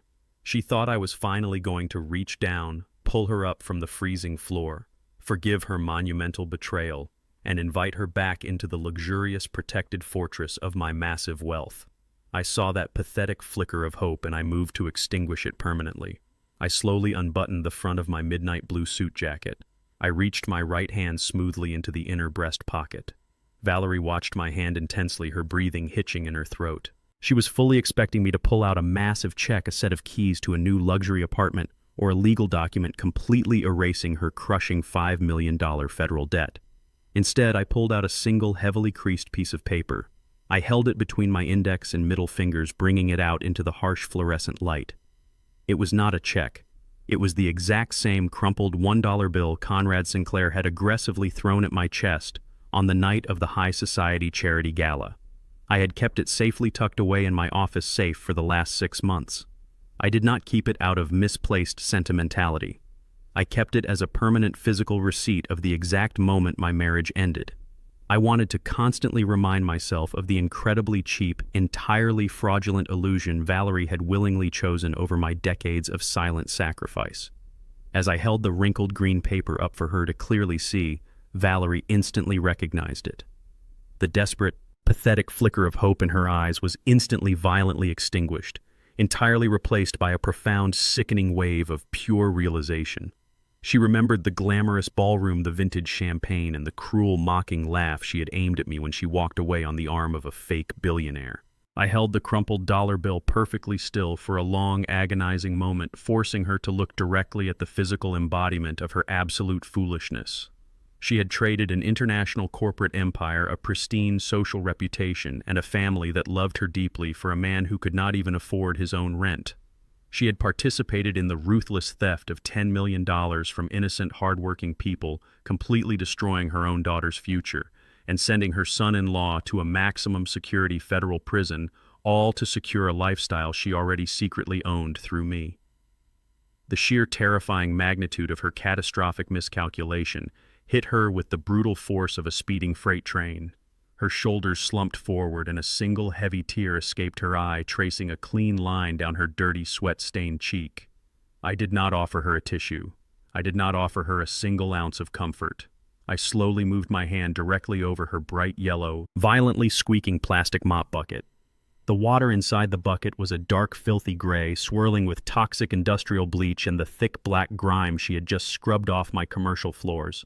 I opened my fingers. I let the crumpled $1 bill fall. It fluttered slowly through the cold air, twisting gently before landing directly onto the surface of the filthy, toxic water. The cheap paper instantly soaked up the dark grime floating pathetically among the thick soap scum and the floating dirt.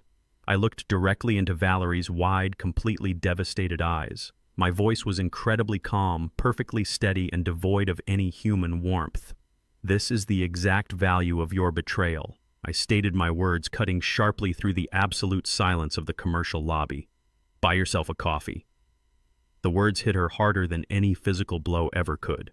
It was the exact same deeply insulting phrase her fake billionaire lover had arrogantly used to humiliate me in front of the city's elite. But coming from my mouth, standing inside a massive building I completely owned while she scrubbed the floors for minimum wage, the phrase carried the heavy, undeniable weight of an absolute execution. The transaction was officially complete. She had sold her soul for a single worthless dollar, and now she was drowning in the exact same filth. I did not wait for her to formulate a desperate apology. I did not care to hear her beg for a mercy she entirely forfeited months ago. I simply turned my back on her. I gave a sharp, subtle nod to my senior corporate executives, entirely dismissing the pathetic scene. We resumed our confident, heavy strides across the massive lobby, walking straight toward the private executive elevators. The terrified building manager scrambled frantically to keep pace with us, completely ignoring his ruined janitor kneeling in the dirty water. Behind me, the absolute finality of my departure finally broke Valerie's mind. I heard the sharp, violent sound of her completely collapsing. She slumped heavily against the side of the dirty plastic mop cart, knocking the wet scrubbing brush across the hard tile. A loud, entirely agonizing wail echoed off the high glass walls of the foyer. It was the raw, uncontrollable sobbing of a woman who had finally been entirely crushed by the inescapable reality of her own irreversible ruin. I stepped into the gleaming elevator, leaving her alone in the dark. The crisp morning air carried the scent of dew and blooming jasmine as I stepped out onto the expansive stone balcony of my estate. It was barely 5 in the morning and the world was entirely quiet. I held a steaming mug of dark roast coffee in my hands, feeling the comforting warmth seep into my skin against the morning chill. I walked over to the heavy iron railing and looked out over the sweeping, manicured lawns stretching toward the distant tree line. The sun was just beginning to break over the horizon, casting a brilliant, warm, golden glow across the property. The violent storms of the past 6 months, both literal and metaphorical, had completely passed. My house, which had once been a suffocating fortress of fake smiles, ungrateful demands, and hidden betrayals, was finally silent. It was a profound, deeply healing silence. I took a slow, deliberate sip of my coffee, savoring the rich, bitter taste. For 4 decades, I had woken up in this exact house feeling the crushing weight of obligation pressing down on my chest. I had spent every single morning worrying about maintaining an illusion of happiness for a wife who despised my simplicity and a daughter who actively plotted my financial ruin. I had allowed myself to become a silent bank account, a human shield absorbing their endless mistakes and financing their monumental arrogance. But as the bright morning sun bathed the stone balcony in light, I realized that heavy, suffocating weight was completely gone. I breathed in deeply, filling my lungs with the fresh, clean air. My shoulders were relaxed. My mind was entirely clear. I was 69 years old, standing completely alone on a massive estate, and for the very first time in my adult life, I felt truly and absolutely free. Society constantly dictates that family is absolute. We are conditioned from a very young age to believe that blood ties demand unconditional forgiveness, endless sacrifice, and perpetual tolerance. We are told to turn the other cheek when our own flesh and blood betrays us simply because they share our last name. I completely reject that deeply flawed philosophy. As I watched the morning light slowly illuminate the distant city skyline, I reflected heavily on the brutal choices I had made over the last 6 months. I had permanently frozen my wife out of her luxurious existence, forcing her to scrub floors to pay a massive federal debt. I had deliberately allowed my daughter to be entirely cut off from my empire, leaving her to face the harsh reality of minimum wage survival. I had handed the federal government the exact evidence they needed to lock my son-in-law away in a maximum security prison for the next 15 years.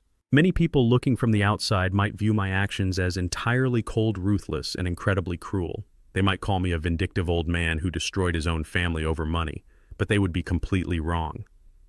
Excising Valerie, Camille, and Bradley from my life was not an act of cruelty. It was an act of profound, necessary self-respect. You cannot heal a body while actively feeding a cancer.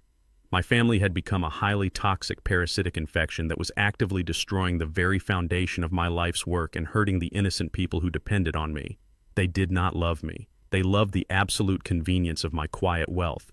Forgiving their coordinated malicious betrayal would not have made me a noble patriarch. It would have simply made me a willing victim. I refused to die a victim in my own house.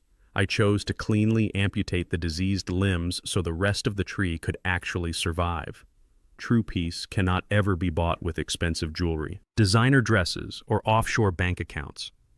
True peace is earned by having the absolute courage to walk away from anyone who disrespects your fundamental human dignity, regardless of how long you have known them or what titles they hold in your life. I turned away from the rising sun and walked back inside the warm house, stepping directly into my private study. The heavy mahogany desk where Valerie and Bradley had aggressively attempted to extort me months ago was completely clear save for a single thick leather binder. I sat down in my chair and opened the binder. Inside was the finalized, heavily audited financial recovery report. The federal government, through their extensive asset seizures and aggressive liquidations of Sinclair Global Capital, had successfully recovered the entire $10 million stolen from my employee pension fund. I had already ensured every single worker was fully compensated and their retirement accounts were completely restored with an additional corporate matching bonus. But the recovered $10 million sitting in the primary corporate holding account needed a permanent, meaningful destination. I picked up my favorite vintage fountain pen. I did not return the money to the logistics division. Instead, I carefully signed my name at the bottom of a highly complex legal trust document. With a few deliberate strokes of my pen, I permanently transferred the entire $10 million into a newly established, fully independent educational foundation. The fund was explicitly designed to provide full-ride university scholarships, housing stipends, and dedicated corporate mentorship programs for highly driven, underprivileged African American youth from my old neighborhood. I wanted to actively build a legacy rooted in genuine generational progress, rather than the fake, fragile prestige my wife and daughter had so desperately craved. The money that was stolen to finance a fraudulent billionaire's luxurious lifestyle was now going to actively build the futures of young men and women who truly understood the value of hard work. I closed the leather binder with a firm, highly satisfying thud. My empire was finally completely clean. Sometimes the trash takes itself out if you just leave the door open. I did not have to actively destroy Valerie, Conrad, Camille, or Bradley. I simply handed them the exact rope they eagerly used to hang themselves. Their own boundless greed, massive arrogance, and complete lack of fundamental morality did all the heavy lifting. I merely stood completely aside and allowed the absolute consequences of their own vicious actions to finally catch up with them. Now, my logistics company is stronger and more unified than ever before. My dedicated employees are entirely secure, and I am living the rest of my natural days surrounded by absolute tranquility and genuine, unbreakable purpose. I am living proof that you do not have to accept blatant disrespect just because you share a long history with someone. What would you have done if you were in my shoes? Would you have shown them mercy or let them drown in their own greed? Let me know in the comments below. And don't forget to subscribe for more stories of silent justice. There is one final critical lesson buried deep within the absolute wreckage of my family, a profound truth that extends far beyond the simple betrayal of a marriage or the theft of corporate funds. As I sit here in the quiet aftermath of the storm surrounded by the untouchable empire I built with my own two hands, I realize that the true villain in this entire tragedy was not just basic human greed. The ultimate destroyer of Valerie, Camille, Bradley, and Conrad was their absolute fatal addiction to the illusion of public perception. The most dangerous disease infecting modern society is the desperate, all-consuming desire to appear wealthy, successful, and powerful to a world composed entirely of strangers who simply do not care about you.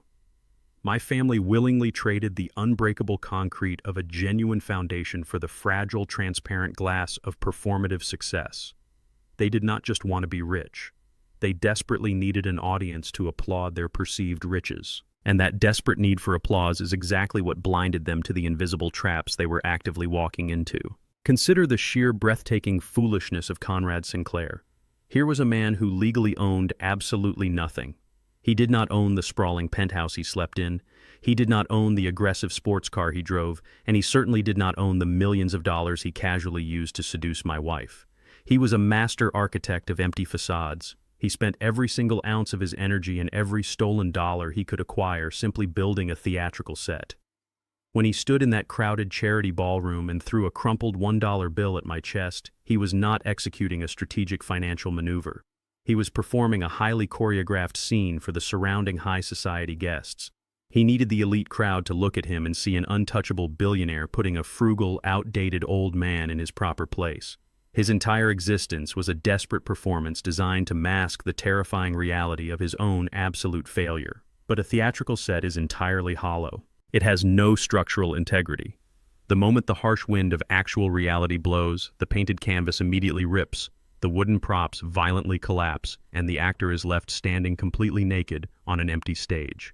Conrad went to federal prison not because he was a brilliant criminal mastermind, but because he was a pathetic actor who actually started to believe his own fictional script. Valerie was equally infected by this terminal disease of perception. For 35 years, she was legally married to a man who possessed the actual financial power to buy entire city blocks in cash. She had access to a level of generational wealth that most people cannot even begin to comprehend. But my wealth was entirely silent. It was carefully buried in offshore trusts shielded by anonymous holding corporations and legally protected by ironclad corporate structures. My wealth did not scream for attention. It did not demand the absolute envy of her country club friends or require flashing a diamond necklace at a Michelin star restaurant. Because my power was entirely invisible, Valerie fundamentally believed it was completely worthless. She was utterly incapable of finding joy in true financial security unless she could aggressively weaponize that security to make other women deeply jealous. When Conrad offered her the flashy, loud, and entirely fake version of wealth, she abandoned a solid mountain of gold to violently chase a shiny piece of tinfoil blowing in the wind. She wanted the immediate intoxicating validation of walking into a luxury boutique and dropping $50,000 on a watch simply to watch the retail workers bow to her.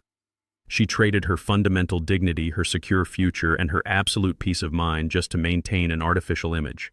Now she spends her midnights scrubbing the black scuff marks off my commercial floors, completely invisible to the exact same society she once desperately tried to impress. The audience she destroyed her entire life to entertain does not even know her name anymore. The same fatal flaw entirely consumed my son-in-law Bradley. He possessed a highly prestigious Ivy League degree, a piece of heavy parchment that technically certified his advanced education. But an education is completely useless if it is not firmly anchored to a foundation of actual grinding hard work. Bradley did not want to endure the grueling, unglamorous years required to actually build a successful logistics division from the ground up. He did not want to study the tedious supply chain metrics, negotiate the complex labor contracts, or actively manage the gritty daily operations of the warehouses. He only wanted the corner office with the panoramic city view. He only wanted the heavy mahogany desk, the tailored Italian suits, and the highly intimidating title of regional director printed on a heavy cardstock business card. He wanted the absolute privilege of leadership without bearing a single ounce of the crushing responsibility. When his division inevitably began to fail because of his profound laziness and absolute incompetence, he did not humble himself and ask for my guidance. He chose to actively steal $10 million from the innocent working-class people who actually kept the company functioning. He stole their retirement futures simply to cover up his own failure and maintain the illusion of his corporate genius. He was terrified that his high society friends and his entitled wife would finally realize he was completely hollow.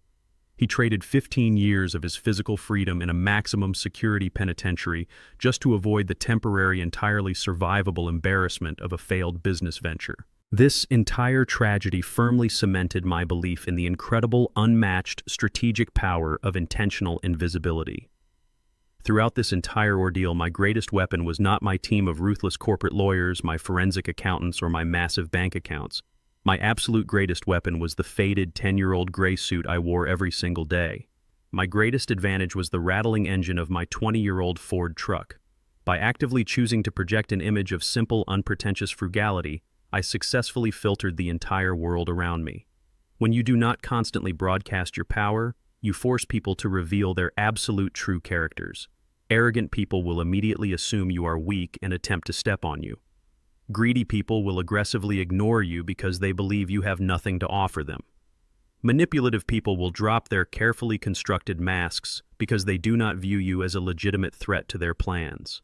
My simple suit acted as a perfect, flawless mirror reflecting the absolute ugliness of everyone around me, because they all believed I was just a tired, outdated old man clinging to a stagnant logistics company they operated with absolute reckless impunity right in front of my face. They handed me the exact blueprints to their own destruction because they never once stopped to consider that the quiet man sitting in the corner was actually the master architect of the entire building. The ultimate lesson you must take away from my story is the absolute necessity of building your life in the dark. Do not ever let your lifestyle loudly announce your victories before your foundation is entirely secure. The modern world constantly pressures you to relentlessly document your success, to post the pictures of the luxury cars, to check into the exclusive resorts, and to aggressively prove your absolute worth to a timeline full of strangers. You must completely resist that toxic self-destructive urge. Every single ounce of energy you spend trying to convince other people that you are powerful is an ounce of energy you are actively stealing from your own actual growth. Real power never has to raise its voice. Real power never has to aggressively demand respect at a dinner table or flash a heavy metal credit card to feel validated. True wealth is the absolute unshakable quiet in your mind when you wake up in the morning knowing that you own the ground you are standing on. True wealth is the profound ability to simply walk away from any table where respect is no longer being served without having to worry about how you are going to pay for your next meal. When you prioritize ownership over appearance, you become completely untouchable. I did not care that the high society guests at the charity gala laughed at my cheap suit when Conrad threw that dollar bill at me. Their laughter meant absolutely nothing to me because I mathematically knew that I owned the literal concrete pillars supporting the roof over their heads. I knew that their entire perceived reality was actively being subsidized by my silent labor. When you actually own the infrastructure, you never have to worry about the opinions of the people simply renting space inside it. You must strive to be the man who owns the bank, not the man who desperately takes out a massive loan just to buy a flashy car to park in front of it. You must be completely willing to look poor, to look outdated, and to look absolutely unremarkable while you are quietly accumulating the assets that will eventually guarantee your permanent freedom. The applause of the crowd is incredibly loud, but it is also entirely fleeting. It vanishes the exact second the stage lights turn off. but a properly structured deed, an ironclad corporate trust, and a legally protected asset portfolio will continue to silently generate power long after the crowd has gone home. My family mocked my quiet, disciplined life, completely failing to understand that discipline is the absolute highest form of self-love. I denied myself the temporary, shallow pleasures of public boasting so I could permanently secure my independence. I absorbed their insults, their eye rolls, and their condescending remarks in absolute silence because a lion does not ever need to roar to prove he is a lion. A lion simply waits for the exact perfect moment to strike. When that precise moment finally arrived, I did not have to scream, throw tantrums, or engage in pathetic emotional arguments. I simply executed a series of entirely cold, mathematical, and legally binding decisions. I turned off the financial tap. I exposed the hidden paper trail. I revoked the corporate access. I let the absolute gravity of their own terrible choices violently pull them down into the abyss. I watched their entire artificial kingdom completely collapse into dust in a matter of days, simply because the invisible pillars holding it up were finally removed. You must learn to ruthlessly guard your inner peace and your assets from the parasites who will inevitably attempt to attach themselves to your success. Do not ever confuse longevity with loyalty. Just because someone has lived in your house for 35 years does not mean they actually respect the man who built it. Just because someone shares your exact DNA does not mean they will not hesitate to actively sacrifice your future to secure their own comfort. You must carefully and constantly evaluate the actual character of the people standing in your inner circle. Are they standing next to you because they genuinely value your mind, your spirit, and your mutual journey? Or are they simply standing in your shadow to completely avoid the harsh, blinding heat of the sun? If you ever discover that the people closest to you are merely feeding off your resources while secretly despising your existence, you must possess the absolute unflinching courage to cleanly sever the cord.